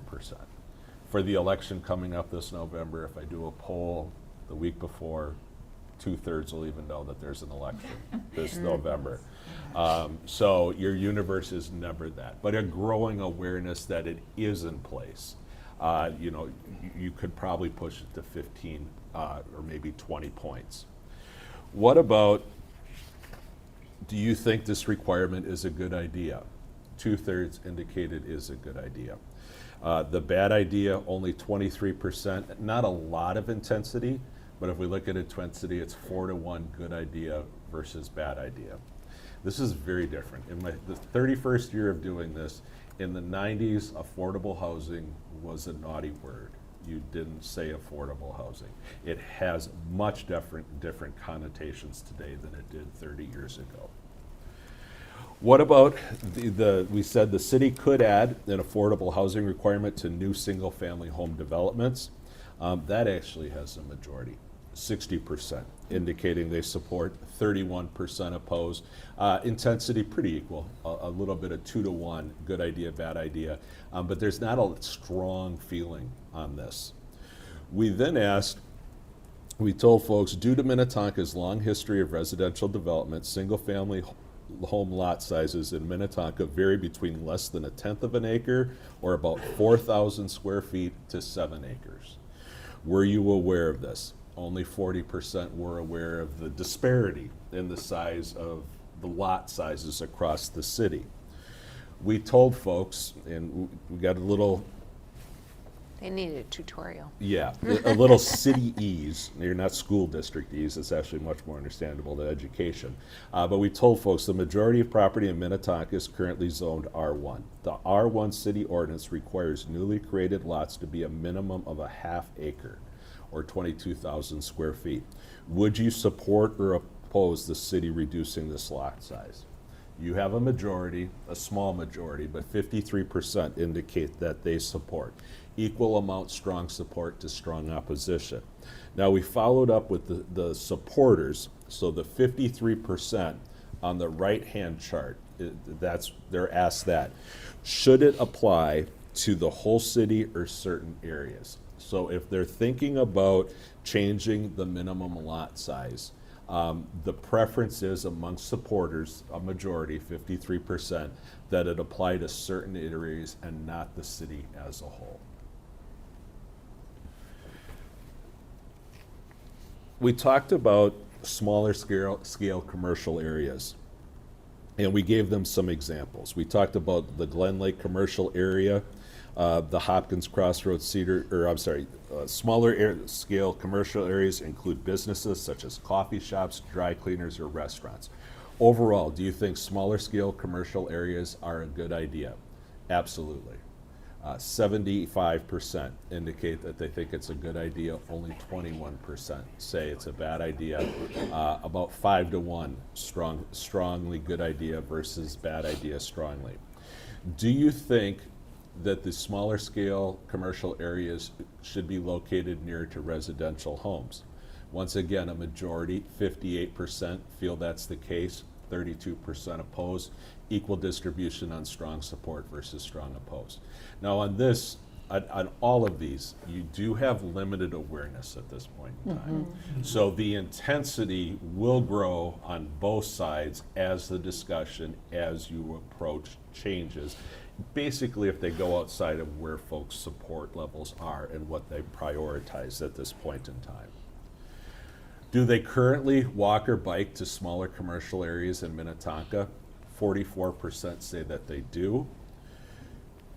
And how likely would they be to walk or bike to a small commercial area if it was located near your home? Now keep in mind, 44% already say they do. So the behavior's already in place. 62% indicate that they would do that. 36% say they are not at all likely. I looked at the 44% that say they already do, and not surprisingly, they're in the 62%. So you're building on approximately 15% onto people that are already doing the behavior, adding this into their behavior. And always there's a discount too, because it'll depend what's at the smaller commercial area. Is it 1/8 of a mile versus 3/4 of a mile? All of those things come into play. But I think you could easily say that you would be approaching over half the community that would do walk or bike to a smaller commercial area if something was close to their home at this point in time. All right. We'll stop for questions. You want to ask questions on that or come back at the end? Okay. And then we'll go back to Questions on the that? presentation. So- Mayor, if you want to take questions, is that okay? Yeah. Okay. I saw in the packet that you also talked about the ages of the people that were supportive. You don't want to go over that?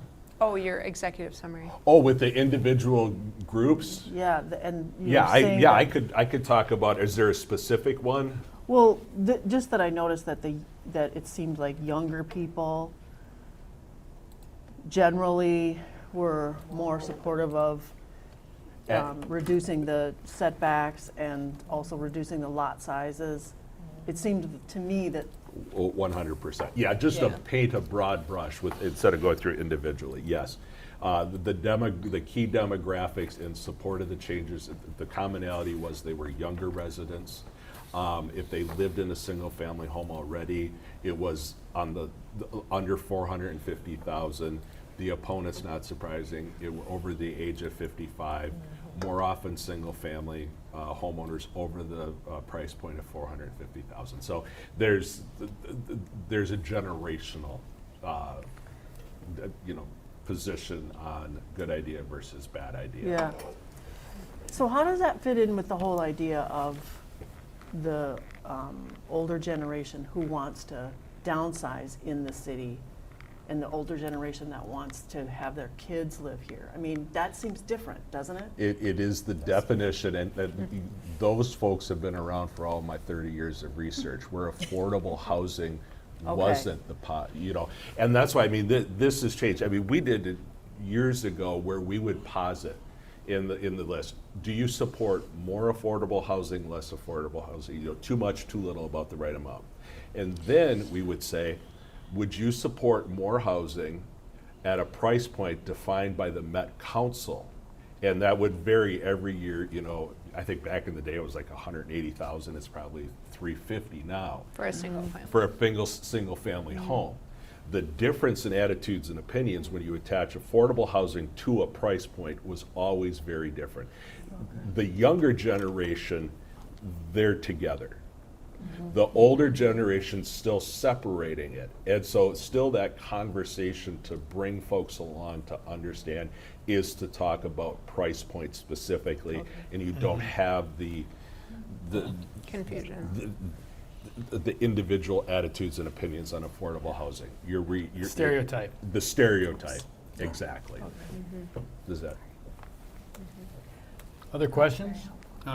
Paula? Yeah, I just have one. I was having a little trouble wrapping my head around the setbacks and how could you?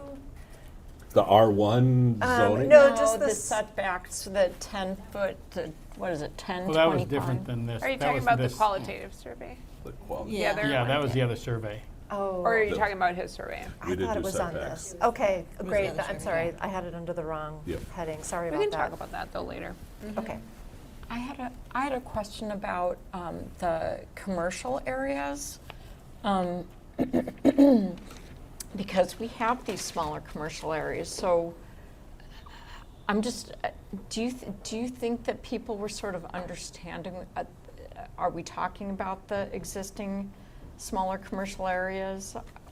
I'm just wondering how people, are we sort of suggesting that we might be developing other small commercial areas? Or extending. Extending. Or Extending. Extending. Extending. Yep. do you think they understood that? From this survey, Yes. yes. Okay. Yeah. They were given the paragraph describing what they were. Do you think they're a good idea? Do you think they should be located near residential homes? Yeah, absolutely. Yep. And I had another question because I couldn't figure out how we would get it done. But I think it's on page 34 of the whole packet, but it's like page 3 of the survey, question 18, I think, 19 maybe. And it says, the city could add an affordable housing requirement to new single-family home developments. What? Yeah. And I mean, it's not so much a question for you as how would we do that? Speak up, can't hear you. How would we do that? How would there be a single family? How would we do, Yeah, yeah. you would just, I mean, you would, requirement. the theory was, and I think we were mixing a few things with this survey, because we wanted to know some awareness things about the affordable housing requirements of the city. How aware were people? I mean, that was lower than I would have liked. I would have thought more people would have understood that that is a requirement today, but that's okay. That just tells us brand awareness and, you know, how people are educated about the city. We have to do more to tell them what we're up to. I would say then the second part of that, where you could amend your policy and include single-family housing developments of a certain size. And so that's a pretty easy change for you to do. Not easy to execute, but it's easy to change. And so what's the tolerance for that? Do people think that's a good idea? Do they think it's not necessary? You know, what is the, and that was the vibe we were trying to get from the survey. Yeah, I think that the survey, the questions that we came up with, staff had some nebulous questions. Peter helped us say them correctly. But it was just about getting this sense. We didn't have answers to any of these questions. We wanted to get a sense of what people were thinking. And I think that's why we did the survey now, before there's any generated standards, information, because we want people to think about it more holistically and then get in. And that's why the work group got the results, so they understood where people kind of stood in the community about the various issues that Peter surveyed them about. And then Patsy has a question. So, to the commercial areas and the awareness, so what I'm thinking about, like, right within walking distance, I have a Dairy Don't they know Queen. pizza and ice cream is available on foot in Yeah. this But question? Okay, but the thing about that is that's a commercial area, but that's not the same commercial area as, say, the commercial area in Glen Lake. And so that's the other piece, like, how big are we talking when we're talking about small commercial areas, right? I think you gave them Glen Lake as an example. Yeah, we gave them. Just right, shooters we on, so I described the couldn't read it. neighborhood. Yep. Neighborhood types that we were talking about. Yeah. Yeah, we talked about the Glen Lake commercial area, the County Road 101 Minnetonka Boulevard intersection, Hopkins Crossroads Cedar Lake intersection. And then we said these smaller scale commercial areas typically include businesses such as coffee shops, dry cleaners, or restaurants. Yeah, I mean, I did get that Yeah. part, but my area is way smaller. Yeah. I mean, like, wouldn't you agree that area is way smaller? And we had some issues about that when the Mills Church project came along. You know, I'm just saying that's a commercial area. And I mean, I Yeah, don't know I think what my we're point trying to is. get the sensitivity about how much more do people want, Yes. right? So like, should we be taking more time to think about areas that could convert to commercial in already existing neighborhoods? Or Okay, yeah. should we maybe pull back from that idea? You know, trying to figure out what people Right. are thinking. How strong are they supporting that idea? Yeah. Oh, I'm sorry. I was going to say, I think the survey shows they're already doing it if it is close. What's the potential if you extend the policy and do more? I would say it's limited. Yeah, okay. Okay. And if I may, I think when I think of small scale commercial, Yeah. yes, you can think of it as geographical scale, but I also think Target is not small scale commercial.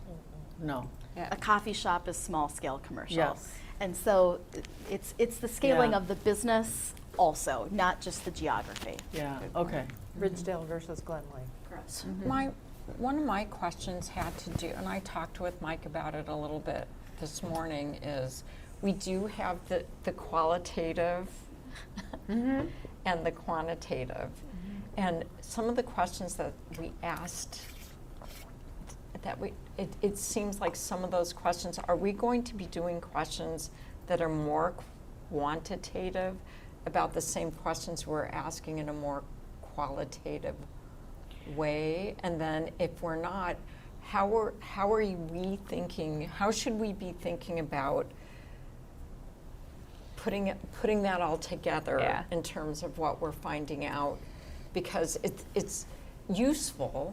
It's not useful, but it's contradictory and it's very different. It is qualitative and quantitative.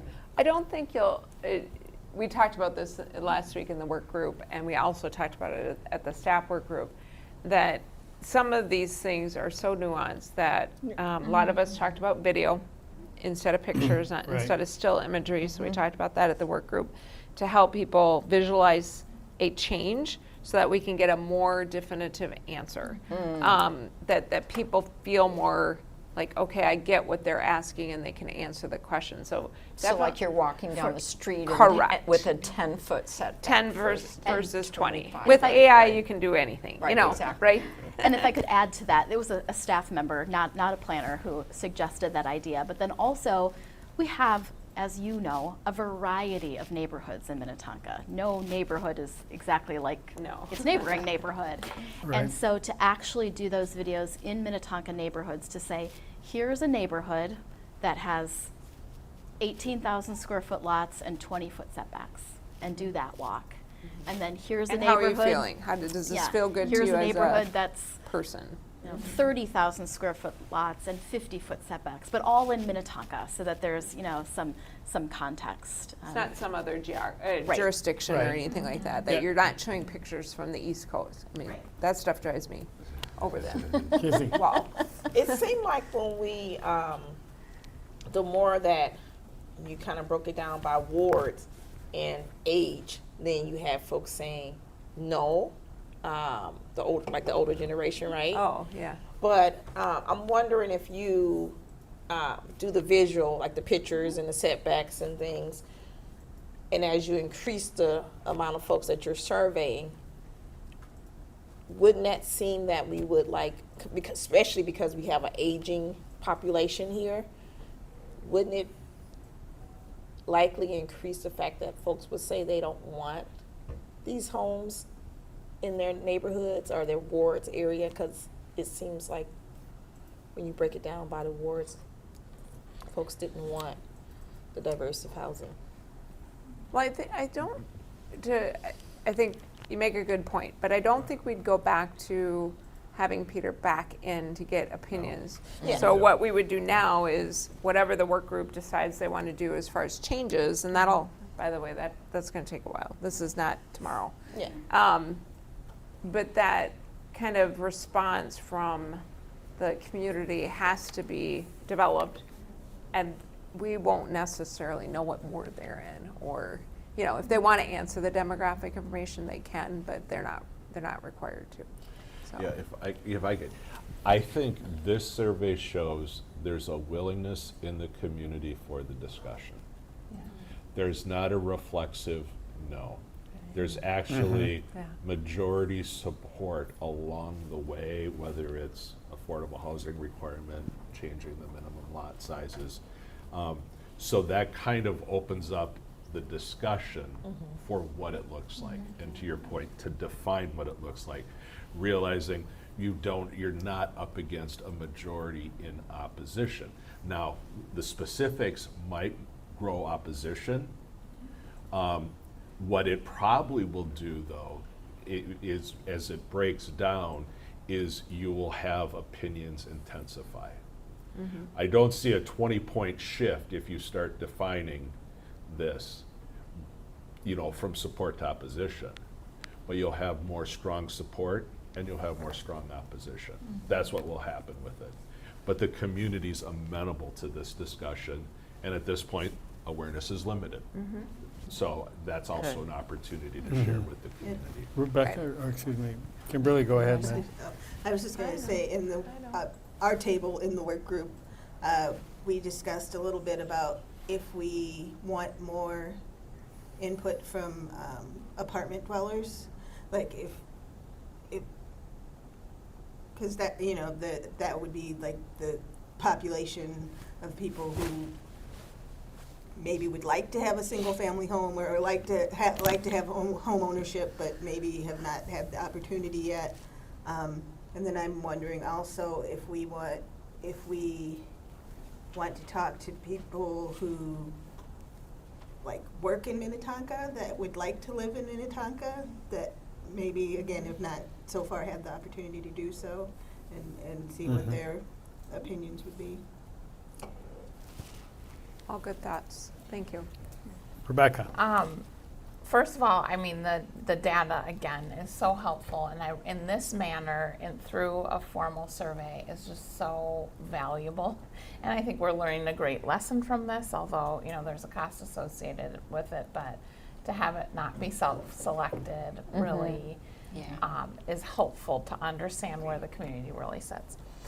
I'm wondering, just as we're analyzing this, and maybe you've already looked at this, I'm wondering if some of the resistance is coming, because I reflected on why Ward 2 had some resistance, and is it really the areas of the city that have seen development pressure recently, and that's being reflected if you look at the Plymouth Road projects, you look at the apartments. Ridgedale, everything at Ridgedale. Wait, what did you say, Julie? Ridgedale, everything at Ridgedale. So I suspect that's part of what we're seeing, that it's not even a demographic issue, it's just what people's experience of the Out their city front is. door, what they're seeing. Development fatigue. Yeah. Well, and just to comment on that too, I mean, I think there is some development fatigue in certain parts of Ward 2 and certain parts of Ward 1. And you could also see when we saw the size of the 4 wards, I mean, where is the disparity? And clearly, with all the apartments being built in Ward 1, the population is up there relative to the other wards. And so, I think that when you've had a lot of roads closed and you've had a lot of orange cones and a lot of construction, there is a level of fatigue. And we've certainly seen that in the conversation regarding things over with Marsh 1, 2, and 3. So those are things that affect opinions. There's no question about that. And I think too, as we move through the next 6 months, we have to continue to engage and try to figure out meaningful ways for people to feel like they know what's going on. What are we posting? What information are we posting?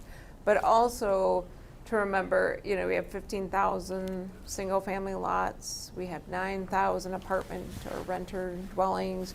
We have 4,000 townhome or condominium dwellers. So there's a whole difference in how you present data to all these different groups. And I think Susan and I will continue to brainstorm from what we heard to make sure that we're making those meaningful points of connection with the community, because it is hard to describe this to all those groups of folks. And don't forget about businesses, and don't forget, there's just a lot of people in this mix when you talk about zoning. So it's not just one audience. Well, and I think the dichotomy of in apartments, we have people living in apartments who are aspirational and want to live in different types of housing as, they're younger and, most of us probably lived in an apartment at some point in our lives when that was the type of housing available.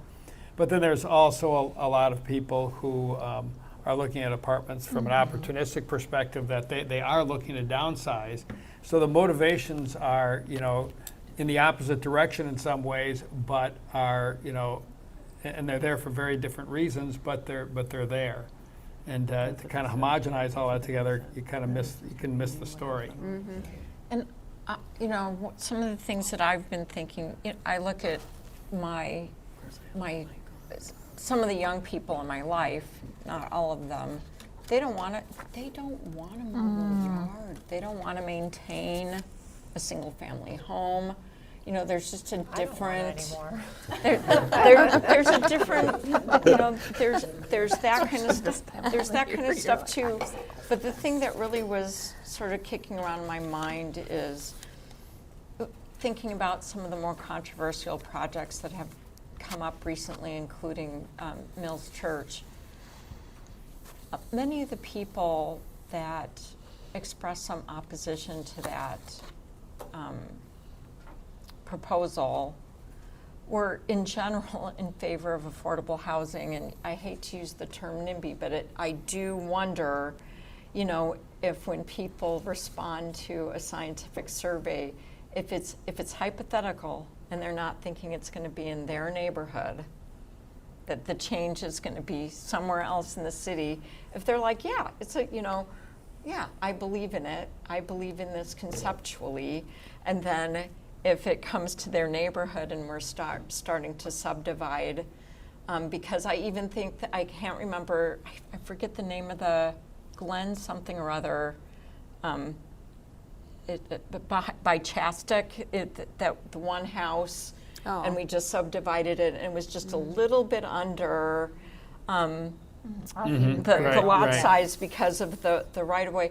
I mean, it's that, because of the right of way, they lost the lot size, and there was opposition.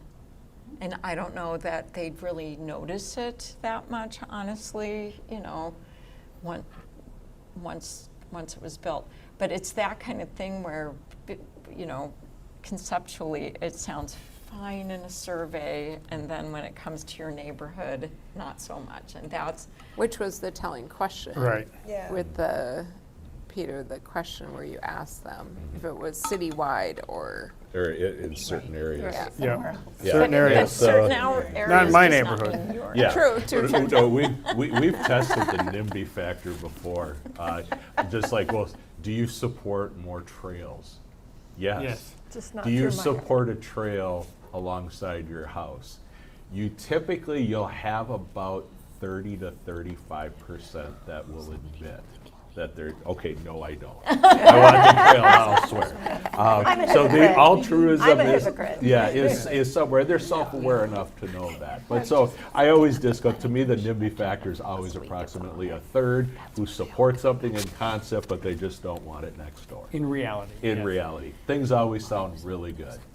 So Mayor, we only yeah. have like 10 more slides, so. Oh, you do have 10 more Yeah, slides. we Well, have, we okay, well, got let's some more keep moving. slides. I was gonna It wasn't just surveys. I was gonna wrap up with a discussion question. So let's. Can we quickly go through this? Yeah, Okay. let's do it. Okay. Just want to give you an update on what the work groups have been doing.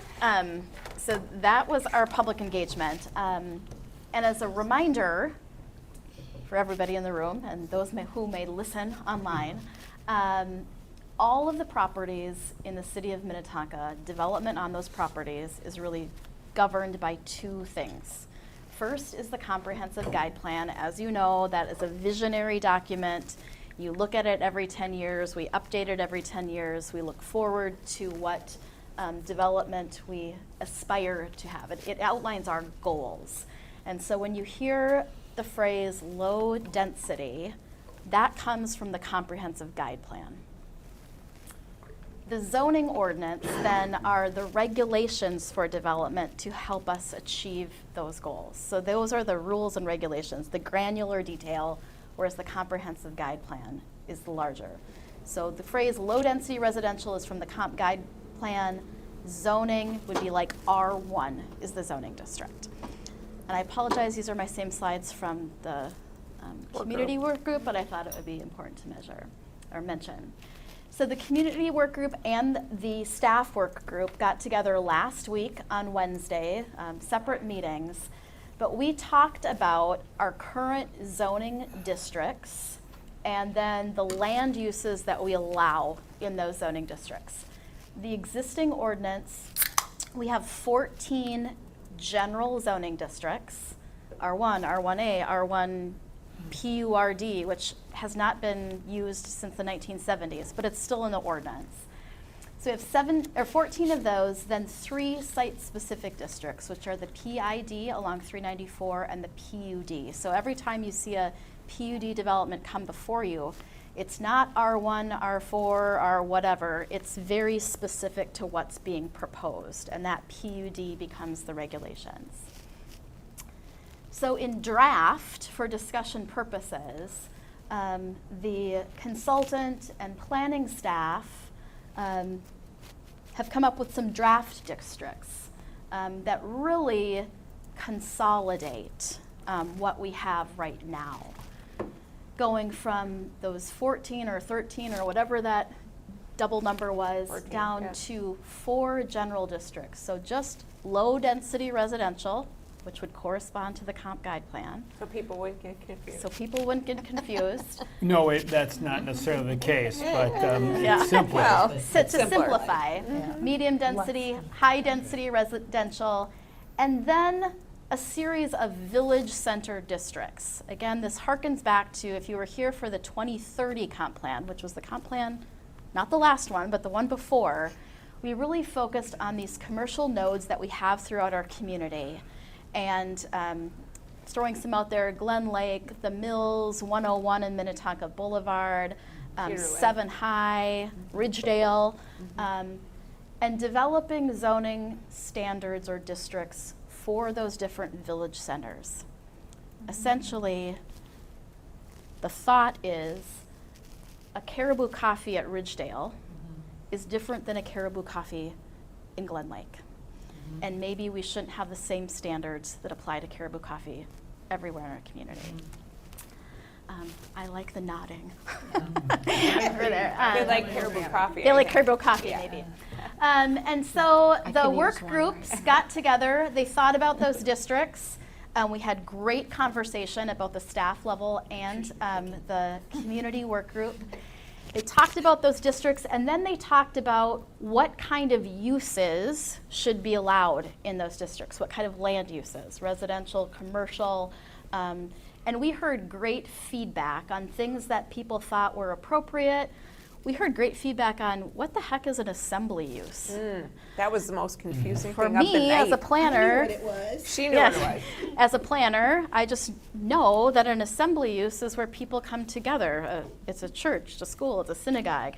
But other people, even on city staff in the different departments, thought somebody was assembling widgets or thought that people were Assembling. getting an area where people could get together to assemble for protests. So those were great conversations because one of our fundamental goals, now I'm getting sidetracked, this is not That's on my okay. notes. That's okay. Fundamental goals of this rewrite, even if no standard is changed, is that we have a document that anyone can read and understand. Yep. Even if they don't have a master's degree in planning, that people should know what they can do on their property. And so, Absolutely. so And anyways, assembly's that changing. we're changing that. We're changing home occupation to, or we're suggesting home-based business, you know, so that we're using a vernacular that everyone can use. Anyways, so great conversation. My takeaways from this were both high-level takeaways. Staff and the community work groups suggested the draft zoning districts seemed reasonable and again more intuitive with our comp plan. By law, the comp plan and the zoning ordinance need to correspond to each other. That ADUs or accessory dwelling units and duplexes seemed reasonable as permitted uses in low-density residential districts. That non-residential uses should be allowed just as accessory uses in apartment buildings. For example, we had a great conversation about daycares. A daycare in the first level of an apartment building for the use of the people in the apartment building or others. Why would that not be a corresponding type use? We don't allow that right now in our code. Coffee shops in the lower level of apartment buildings.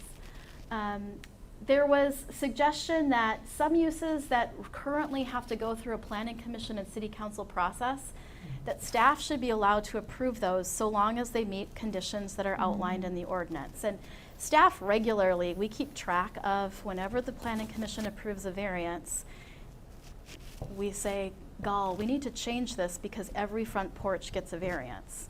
Why are we having people go through a process and spend money just to get this And approval? time. And Right. time, and your time.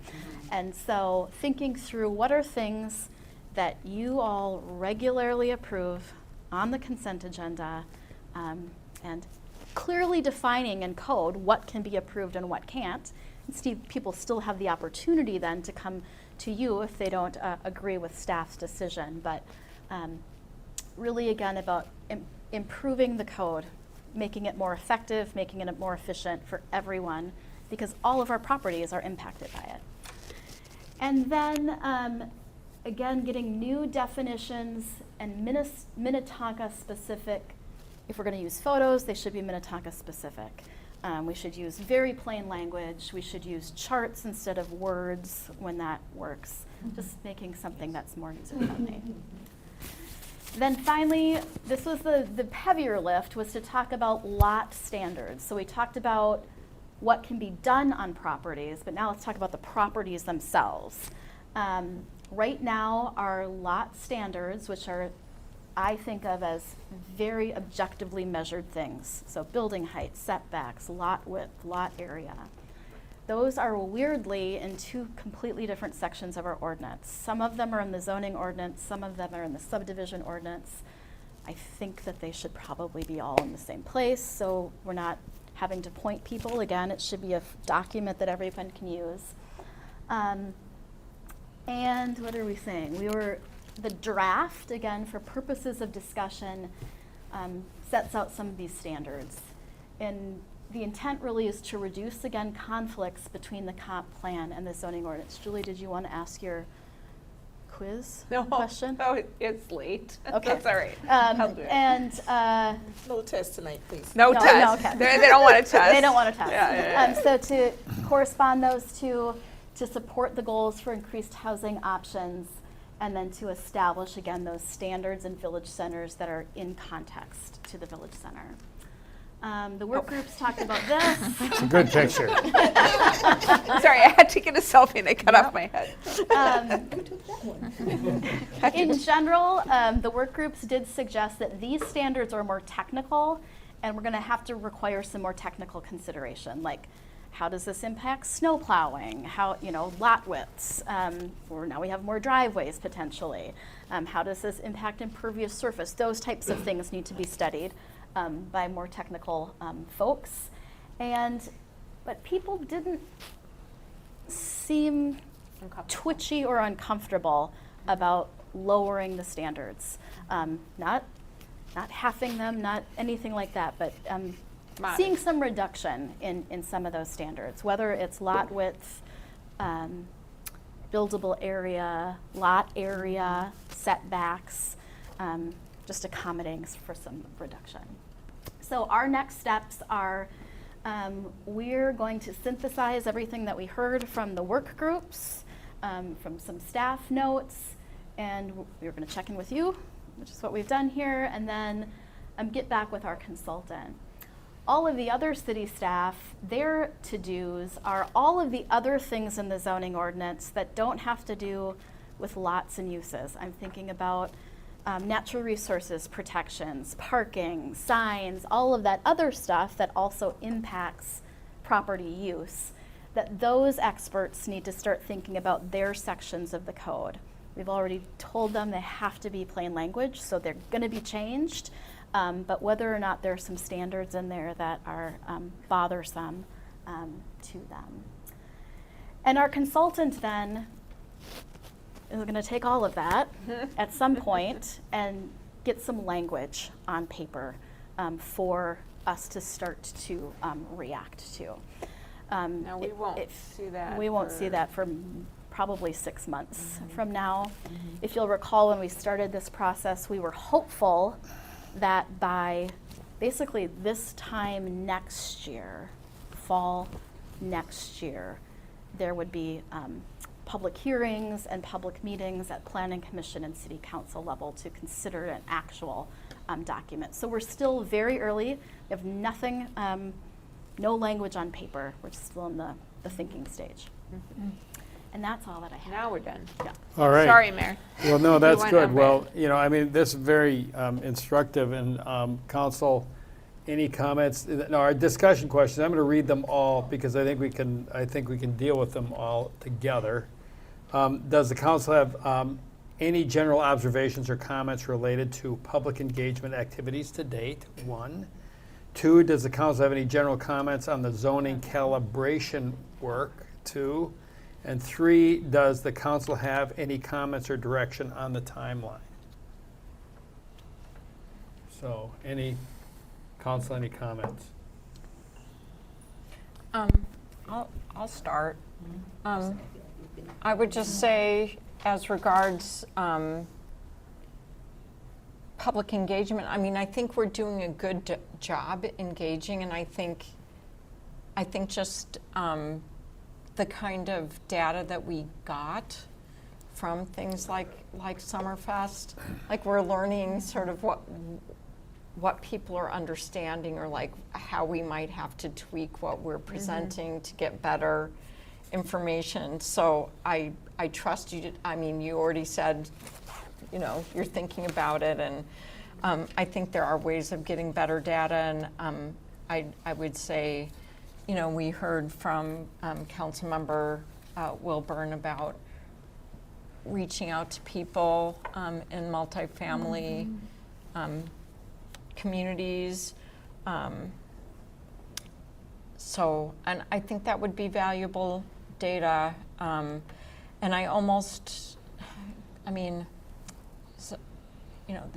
however we need to get to different populations of people.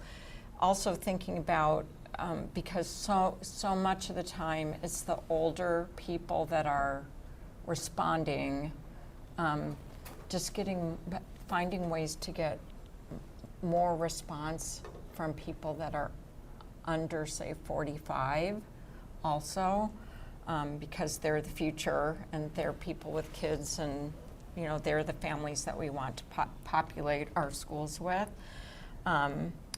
Does the council have general comments on the zoning calibration work? It seems to make sense. I mean, I'm still sort of it's very different.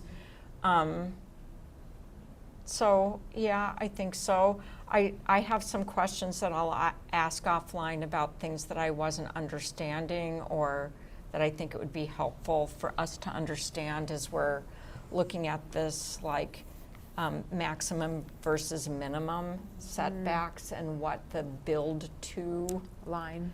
Yeah, so those are like very technical, and I was finding it, I think it would be helpful for us to understand that a little bit more. But I think the zoning calibration work, it seems to work from what I can see so far. I have to think about it some more. And I actually like the timeline. I'm hoping that the mayor can stay engaged since he's on the working group past the time. Sorry, Mayor, I don't want to let you go quite yet. But I mean, there's just so much institutional knowledge there. I want to make sure we get this right. I'm not in an all-fired hurry. I think it's more important to get it right than do it fast. And I think that it takes a lot of thought. We'll have to chew on a lot. The community will have to chew on it. So I actually like that it's a long timeline.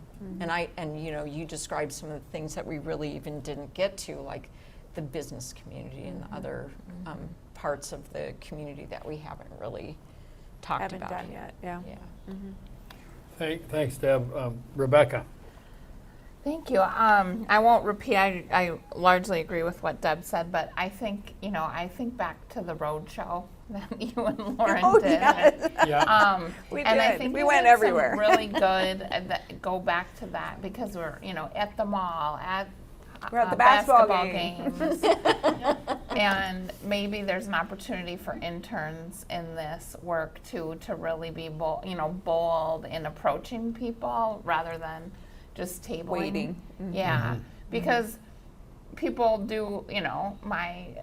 My sister would walk up to the table. I shared with you the personality of my sister, and she would get involved, but my other sister would just walk right past and never really.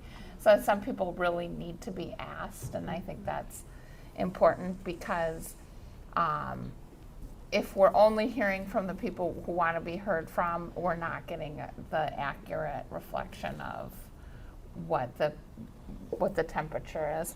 I agree on the timing. I mean, I don't have any questions about the substance because I think it's still vague enough but the timing, you don't want it to be this thing that never ends, but also you want people to be aware that it's deliberate, that there are multiple opportunities for them to be involved at kind of each stage. And that again is something that's pretty new for us, is to get input. We do it sometimes, but to really get input many times along the way in a very concrete way. So I would hate to miss out on doing that by speeding it up. I think it makes sense, and I agree. I think keeping as much as we can keep the continuity on the work group going is great. So if there are commissioners that are falling on, our terms are expiring or whatever, if we can keep them around, that would be really great. That happened with Lee. Lee's not the chair anymore, but he's still serving. Yeah, Excellent. for the EDC. Thank you, Rebecca. Any other comments, council? I Casey? guess I have a question. Is there any way to include students, like high school students, in the survey question? Like maybe, and I know that this is for the city questions, not zone. Place. I forget the name of the company. I'm sorry. Zoneco. Zoneco, yes.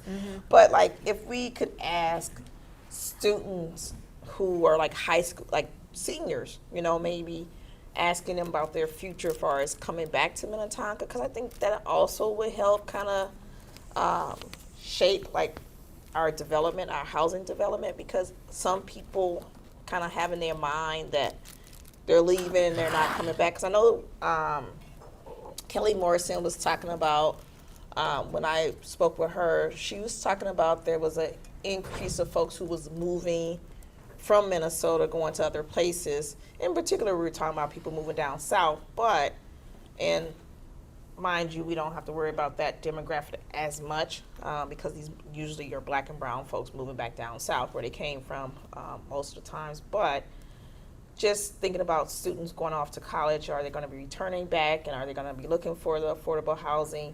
And so it would be nice to maybe try to capture survey and questions from We high talked school. about that in our work group with the staff. We did talk about youth engagement, not just high school, but any young adult maybe is the better people. term that I use. Yeah, I think that, I can't remember what staff table it was, but they talked about, they used the phrase, the residents of tomorrow.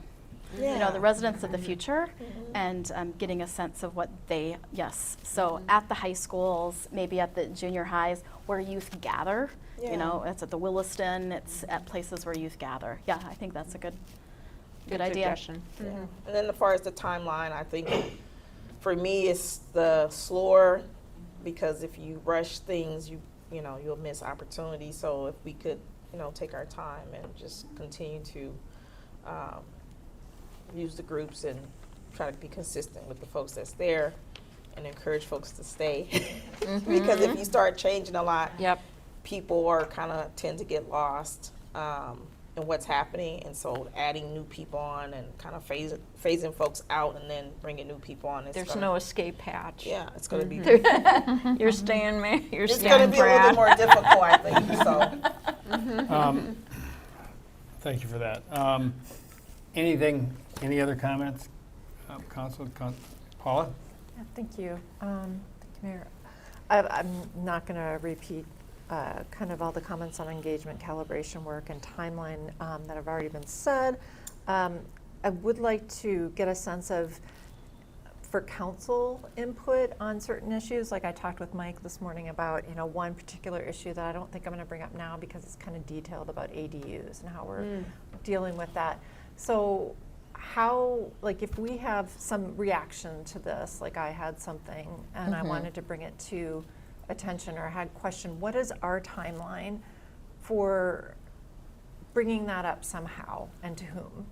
I guess, I don't want to sit here and spend 15 minutes talking about ADUs and garages and detached and things like that, here, but is there a channel for us to? Well, I think that's what the council members, the mayor and council member Wilburn are for. It's to reflect anything that the council has discussed.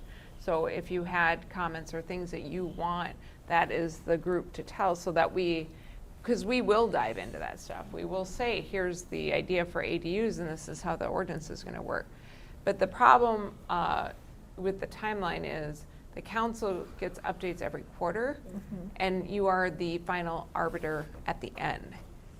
The work group is doing the work. Okay, so it's not really You appropriate. have to, but you have to share that with your Okay, we do it through our liaisons. Yeah. Okay, thank you. Otherwise, I think it's going to get too, then we get 7 people telling us what they're. Too many directions. Too many directions. So if you tell one of the council members, that will help us funnel the information. I think that would be my hope. Now that doesn't mean when you meet like this that you can't mention things, and if the majority of the council think then we'll go back to the work group with it. But I want to use the work group as the sounding board for all of so that you get the final product in the end. But if there are certain issues you're passionate about, then I would share that. Passionate about that I see issues, but I don't need to do that now. I guess the only other comment and question I see a lot of, and I think the engagement is great. I'm hoping that there's a chance also as we go through this to educate them in terms of maybe doing a little bit of leadership in terms of shaping, in terms of smart density kind of issues that I'm sure you're far more knowledgeable about than I am regarding smart growth and smart density. How do we, if those are things that we're interested in, how can we present that, educate people about that, help shape that understanding of not only the residents of the tomorrow, what do we want the city of tomorrow to look like? We did something like that. That's an interesting point. We did that, I don't know if some of you remember, we did what did the city look like 50 years ago when we, and we did this kind of montage. Do you remember this, Rebecca? Yeah. I don't know if it was on the planning commission that you were, but it was very helpful for people to understand, okay, we are changing and we have changed. So don't think that we're not going to. So that it opened their eyeballs a little bit about how to think about this. Look at what's happened the last 50 years. Right. Now what's Right. going to happen in the next 50, So I like your point about education. I'm not sure I would call it smart density to the public, but When I was going, I get what you're saying. apologize. I get what you're saying. Or what other cities are doing that look like ours, that are innovating in what we feel are, or what some people would say are good ways to go forward to. I think I'm just careful about the language. Yep, we I use. understand. and I think that I agree absolutely with the education piece. I think we want to get some more things flushed out with the work groups, because as a staff person, I want to give my professional opinion, but I don't want to influence necessarily the discussion of that work group. And so if Good. if I were to advocate strongly for something called smart density, but the work group itself, that wasn't something that they agreed with. I guess I just don't want to influence their conversation. I'm not sure if I'm I think it's making educating versus influencing. Okay.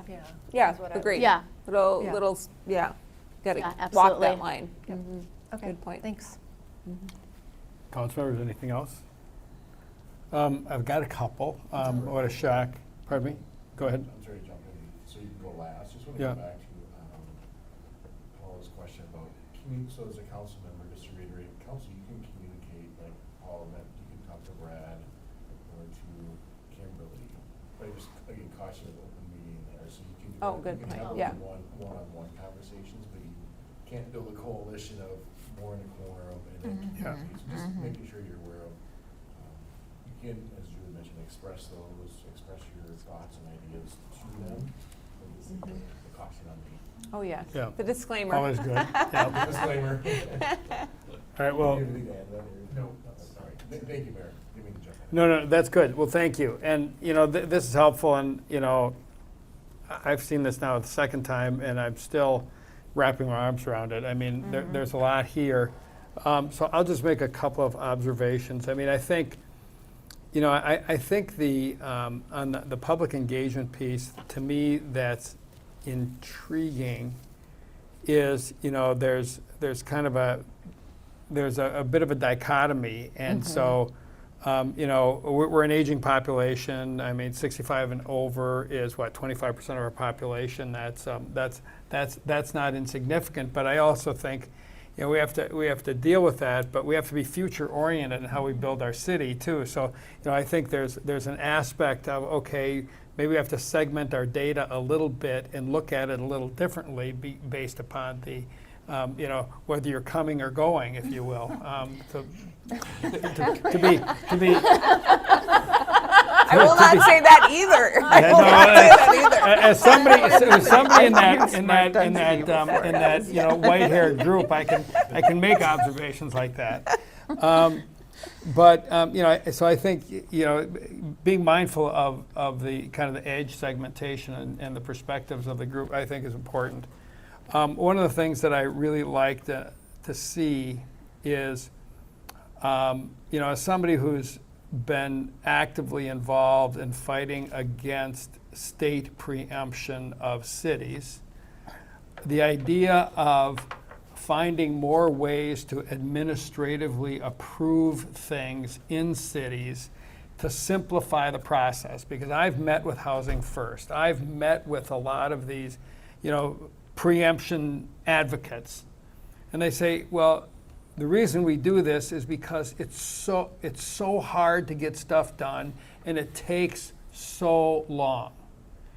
And I think if we can be one of those cities that is proactively saying, we're not against preemption, or we're not against simplifying and streamlining processes, but we are against preemption because our city is distinctive and we want it to continue to be distinctive. But there's a lot of things that we can do better, more intelligently, simpler, and maybe take some of the power of their argument that they're going to continue to bring to the legislature and say, we are really on the same page. We support housing. We support affordable housing. We need more housing. We have the same goals. We have different approaches for getting there. And if we can make those approaches more similar without preempting the authority of residents and cities, that's a positive thing. So I think that's really an encouraging piece, and I really like the whole simplification of the types of designations we have. I mean, our zoning code has grown incrementally. And when you grow incrementally, it may be a lot less strategic than you want it to be. And so you make these incremental improvements. So that was a bad way to do it. And so we fix that, but we don't erase the old code. We just add to the code, and it gets difficult and more complex. And I appreciate the fact that we're taking a step back and saying, okay, strategically, what do we need to do, and how can we simplify the process, make it more logical and more sensible for our residents? And these are real improvements that's going to make, frankly, life in Minnetonka better for a lot of people and for the people who want to develop here. So that's the one comment. And then the last comment is, I talked to Mike a bit, and I know he'd shared some of the things that he'd heard on. We were talking about the setbacks, and my appreciation that people have a hard time visualizing, what we're talking about. We may know, or we may not know, but act like we know, But you know, I think anything we can do to help people visualize is better. And I would encourage us, I mean, I like the idea of, you know, I mentioned to Mike, maybe we need to do a bus tour to show what these different things look like.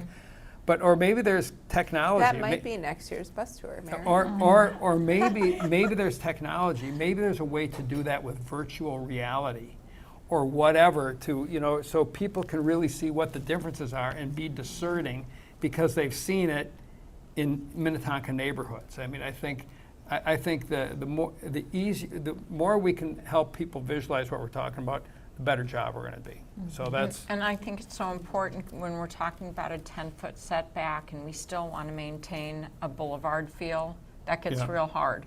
And we want to make sure, you know, that people understand the give and take if we do that. Right. For instance. Yeah. Yeah. No, I've been thinking. So I think we're on the right track. I'm good with the timetable. I don't disagree with Kizzy. I mean, I think I'd rather make these changes slowly rather than too fast. I think too fast will really be a problem.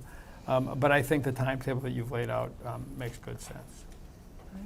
So. More work to do, Susan. And I do think like all of the technical stuff that was in here, that, like what I was referring to before, because if I mean, those are the kinds of things we really need to understand to make sure we're making it good. So the education piece applies to us too. True. You're our focus group. All right, staff, did you get what you needed from us? Absolutely. Okay. We'll be back in a couple of months. We didn't skip anything or miss anything or? No, but we'll be back and give you another update, tell you what we've been working on. All right, the next item is 30 minutes of open time and conference debrief. So, Mike, I think you've got handouts. Can we take a quick break? We can take a quick break. Let's do that. Let's take 5. The convening opportunity or a location for convening, so those people know where to go. Yeah. You know, I mean, it's almost like maybe it's another workforce center in Minnetonka or something like that. I mean, you know, I think there was one in St. Louis Park and there's one in Bloomington and so forth. Well, are you saying we need that in Minnetonka, or are we saying we need something totally different than that? Well, I was thinking about something different, but I don't know. I think you all mentioned Mike and Julie. I don't know if Julie saw it, but I think y'all went to a hub in Brooklyn Park, a new building in Brooklyn Park, and they kind of created something similar to that, where it was like a hub where they have businesses. Incubator. It's like an incubator, and it's been happening in other cities, and so I've been hearing about them. Haven't really visited one, but I know that they're doing it because I get invited to these open, especially in North Minneapolis. They're always doing something, but they already have the building there. Like Emerge has this technology. They bought an old library, and it's really nice building. And you go there, there's computers, and they have folks coming in, chambers of commerce, NDCs. If anything you want to know about type business opportunities, Minneapolis have it. Like, they definitely have it. So I go there. I tend to go to those events. So that's kind of what I'm thinking. But also those buildings also do resource fairs there. It's not, because I've already done one for the state. Like, I literally went there and did a resource fair for their community in Minneapolis. So it's being done. But I was thinking more of a, like that Brooklyn Park, I kind of envisioned when Mike was telling me about it. And I was like, our picture is really nice. I kind of just painted my own picture in my head. So that's kind of what I was thinking for something like out here. But I know that takes money. But in the meantime, we can do a resource fair on like Mills Church lot or our city lot or somewhere. I mean, like, we could do something like that in like pop-up events. Well, we do a farmer's market, so, you know, I mean, theoretically, you know, you could take that model. I mean, it's easy to say and hard to do. We know how to do a farmer's market. We don't necessarily know how to do one of these, but I think you know, pursuing that and looking at ways of doing it. But again, it does take resources. You just don't snap your fingers and have it happen. But I think continuing to talk about it and see what types of opportunities are may make sense. And there's probably a lot of, I mean, there's probably a lot of organizations that like to come to Minnetonka, for that type of purpose, so, Local businesses too yeah. will donate. A lot of times they do a lot of donating to those type of events to help partner and put those kind of events on. All right. Mike, do you have any comments? Well, I would say, like, maybe just to maybe reframe it, if you want Yeah. to play along with me for a second, reframing it as, rather than, let me ask it this way, what's the desired outcome? So I think of the policy question for the council is, what are you trying to achieve by doing this? So that's an idea, and it's a really good idea, but what would that accomplish? So I think it would be helpful to understand what you want to try to accomplish, then we can really kind of frame up what's the desired outcome, then we can wrap around what are some ways to get there. Maybe it's a fair, maybe it's something else. So I would encourage us, or or maybe ask the question back of what are you looking for in doing something like that? I think for me, it's just a place where people can go to be able to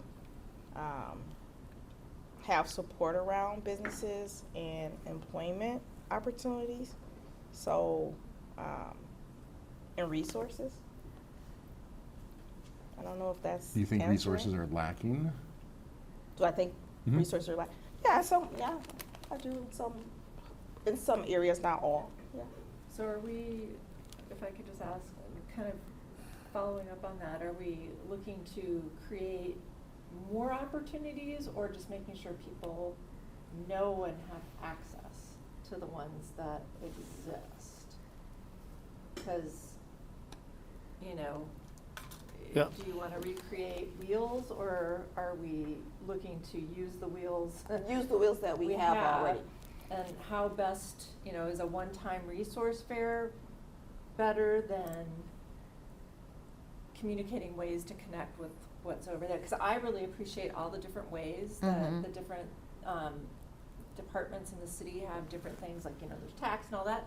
But I like your idea about packaging, because maybe we can do a bit, because you kind of have to look in different places to get all those, and what the common denominator is for a lot of these folks is that they're falling on economic hard times.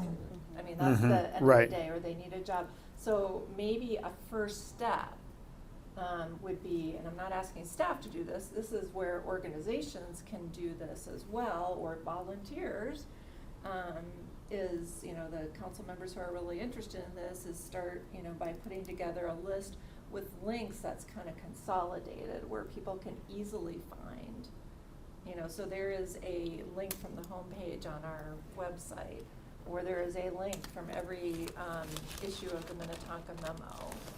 There is, for those of us who do newsletters, there's a link from every one of our newsletters. Are you needing help, resources? Just making, sometimes it's not creating more resources, it's creating better access and knowledge about what's already there, if that makes sense. No, I think that's a good point, because, I think a lot of what we're talking about or talking around exists.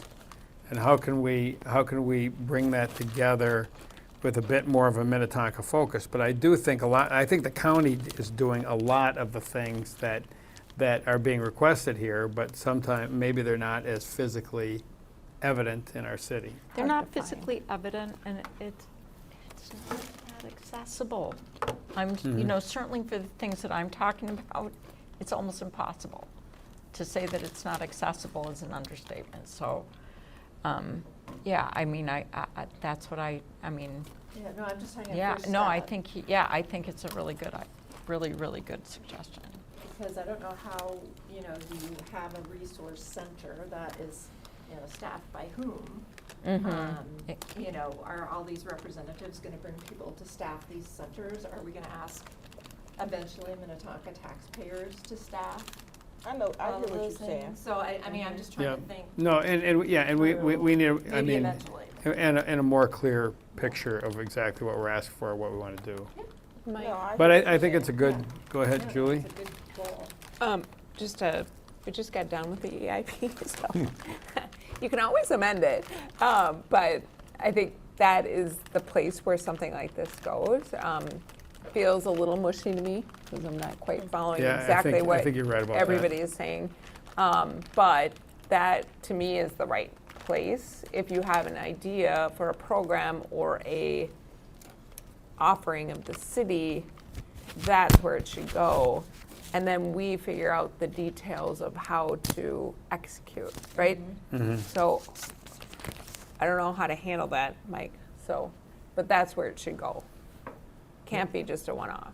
And to Julie's point, to say it another way is when looking at either it's the EIP or like our strategic plan, part of our framing up a strategic plan is to make sure we're all in sync with what we want to do. And so if there, I'd say, desired outcome to perhaps strengthen accessibility to services, it seems like that might fall as a potential strategic goal of trying to make resources more readily available or something to that effect. And then we can operationalize it through some action steps. But I think it's something we can revisit again, I think, as we frame up next year, some goals for next year and reframing up our desired outcomes. And we can look at our EIP if there's something in there about resources and how we best package, if you will, our resources in a way that it's accessible and more knowledgeable for residents. Right, and just to kind of summarize quickly, I mean, we are anticipating a growing need for services as other programs around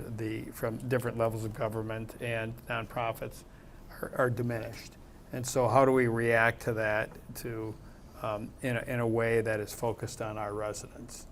And so that's more of a problem statement than it is a solution. But you know, elevating that concern, I think, is kind of what we're talking about here. I don't think we're solving it here, and I think so. That's a first step. And being mindful of time, we have to get to Paula. So, Paula, you've got an issue, a budget-related issue, and this is very quick. This was just kind of grew out of our recent discussions. I already talked to Mike about it.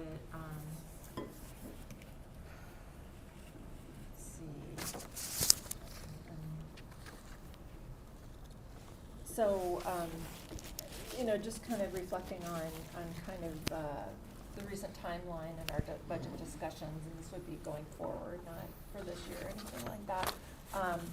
More questions for staff on making sure we discuss this, maybe getting timelines, not only for the budget process, but for council input and feedback on it, and maybe potentially, you know, a little bit more time with like the EIP and CIP if we're gonna really, you know, provide meaningful input back on it, because if, you know, I'm not sure that 4 days is really kind of adequate time. Might we need, you know, if it was one thing if that was the first bite of the apple, but if, you know, really we need to provide meaningful feedback, maybe, you know, consider how that might happen, and if 4 days is really enough time to go through the full EIP and CIP and provide meaningful feedback. I mean, personally for me, I would appreciate more time, because really a lot of times that first time when we get presented with things, there's a lot that comes out that maybe isn't easily digestible in that 4 days when you're getting through, you know, 400 or 500 pages of stuff, and so, you know, perhaps a few more days, weeks, whatever, to do that. Just kind of rethink the, you know, timeline or reflect and see if there's anything that could be adjusted. And then the other thing that I kind of spoke with Mike about recently was, it was one thing to understand kind of the levy budget and the, you know, 59 million that we're spending on that, which is sometimes changed by grants and other things. But then we've got the bigger budget. It's kind of like, that's this, and then you got the big $100 million budget of the whole city. And for me, maybe other people have a better handle on it than I do, but I'm not necessarily understanding very well how those pieces, sorry for the visual, work together. And so, you know, I've been focusing on that 60 million and not really necessarily understand how the pieces go together. So, you know, things like special revenue funds, is that right? Well, no, not special revenue funds, more the overall budget and statement of activities, what what businesses call a statement of activities, which for, you know, governments is sources, expenditures, and change, not just related to the levy and that budget, that $60 million budget, but related to the overall $100 million budget that the city has overall, and where the levy and that related budget fits into that. You know, we've got the, 40 funds. I don't know, that may be really too wonky for most people, but, certainly in terms of at least a high level kind of picture of that in terms of, so we understand, when somebody says to me, well, I can explain to them, well, $60 million, that's, basically mostly the levy. And that's what we're spending on Right. that. We're also spending, Well, I think, or is that important? I guess that's my question. well, no, I think, anytime the city spends money, it's important. And while it's not all tax dollars, it's still expenditures. And, I think about, our development fees. Development fees in Minnetonka are, when you're building a, $100 million project, are significant. Well, that's part of that 40 million outside the 60 million. So there's, and selling passes to, Shady Oak Lake and there's a lot of sources of money, and we're in a lot of businesses, and those businesses are are sustained through those fees. Yeah, so I think getting the whole picture and understanding the sources and uses of funds is really what you're looking for, and I think that's a reasonable ask. And Darren could probably maybe a little tutorial on that would be good for the council. Or, and you might argue that, well, we do that, but I think, maybe getting, because, I understand the question. Okay, our levy's 60 million, but we spend 100 million. Okay, how's that work? Where's it come from? And what are we spending it on? I think is a legitimate question. Yeah, it is. And Paul and I had, I thought, a good conversation on what she was sharing, and I'll connect with Darren. I think we've got some ideas on how we can hopefully not add to presentations, but certainly, again, talk about repackaging it, some of the slides that really kind of illustrate it in a way that's more readily or more easily understandable, not just for council, of course, but certainly residents. There's a lot of moving parts to our budget, as we all know, and it's complex. There's 40 different funds, and we spend 8 months at it, and there's a lot of things happening, but I think there's some ways that we can enhance some of our slides to illustrate that. Well, I think if we maybe take a step back, one of the things that has been, I haven't always been successful at it, but as being an elected person in Minnetonka, I think the most daunting task any of us have is we tax our residents. We are taking their money. And I want them to feel that they're getting a good buy. So having them understand where our money comes from and where it goes to is I think is important, and I think that doesn't have to be overly complex, but I think we get close to it. We start talking about enterprise funds and these different sources we got, and we got all these different fund balances, and I've been doing this for over 20 years, and that still confuses me some. But if I simply say, okay, we have tax revenue when it goes here, and we have capital and we have operations, and then we have all of these other things that the city charges for, and that's where this money goes. And whether we call about enterprise funds or not, I think there are ways that we could pictorially simplify it, and I think that would make our residents feel better. They're not going to say they're undertaxed, but they're going to feel better about how we go about things, because we do things in a very buttoned up and sophisticated way, but I think sometimes it gets hard to explain. So I think we can talk about that. We'll get there. Yeah. Is there anything else before we wrap it up? We have to talk about next month. Yeah, thank you. Ready to move on, Mayor and Council. So these are last quarter, so October. Just so you're aware, October 27th, next study session. Miranda and I will be out. We'll be at a conference that night. So Opus, we'll have Julie and Darren will be here that night leading that conversation. So we'll talk a little bit about Opus, next steps on Opus, because if you recall, we as a city did receive $725,000 for planning, and that is going to start to get underway. So we'll update the council on where that is going and timelines with that. And then Darren will be here with Will Manchester to talk about the infrastructure, the rate studies, and asset management. And so, going back to budget, just again, one of the many moving parts of our budget is enterprise funds. And so, Will Manchester, along with our consultant and Darren, are working on evaluating our current assets, our water pipes, sewer pipes, the condition of those, and then really looking at long-term planning for financing improvements to those systems. And so that is coming forward, so that will be a conversation in October. November, then we do have coming back to you is the general fund, and so you will have an opportunity to look at the general fund as well as the CIP, EIP. That'll be brief, but then we'll really want to spend more of the bulk of our time on our enterprise fund. So really October is kind of setting the stage for November with our enterprise funds, where we'll talk deeper into the utility funds, utility rates, water, sewer, storm, garbage, recycling, Fun times. Marsh, Williston, ice arenas, all that kind of stuff in November. We do have 30-minute open time slotted there. And then December, as you know, it's our annual, kind of more the planning meeting for 2026. So all the activity listed up there. And Mike, Shady Oak will do on. Oh, and Shady Oak. On the Thank you. 27th. So there was, just real quickly, and it's in your email inbox, there's an article, and appreciate Dr. Wilburn pointing this out. There is an article in, I think, this week's, or this might have fact been yesterday's or today's Minnesota Business Journal Okay. on the Shady Oak LRT station. Okay. And so the article, I would say, is a little skewed in what's happening. The staff is planning, Minnetonka staff has been working with Hopkins staff.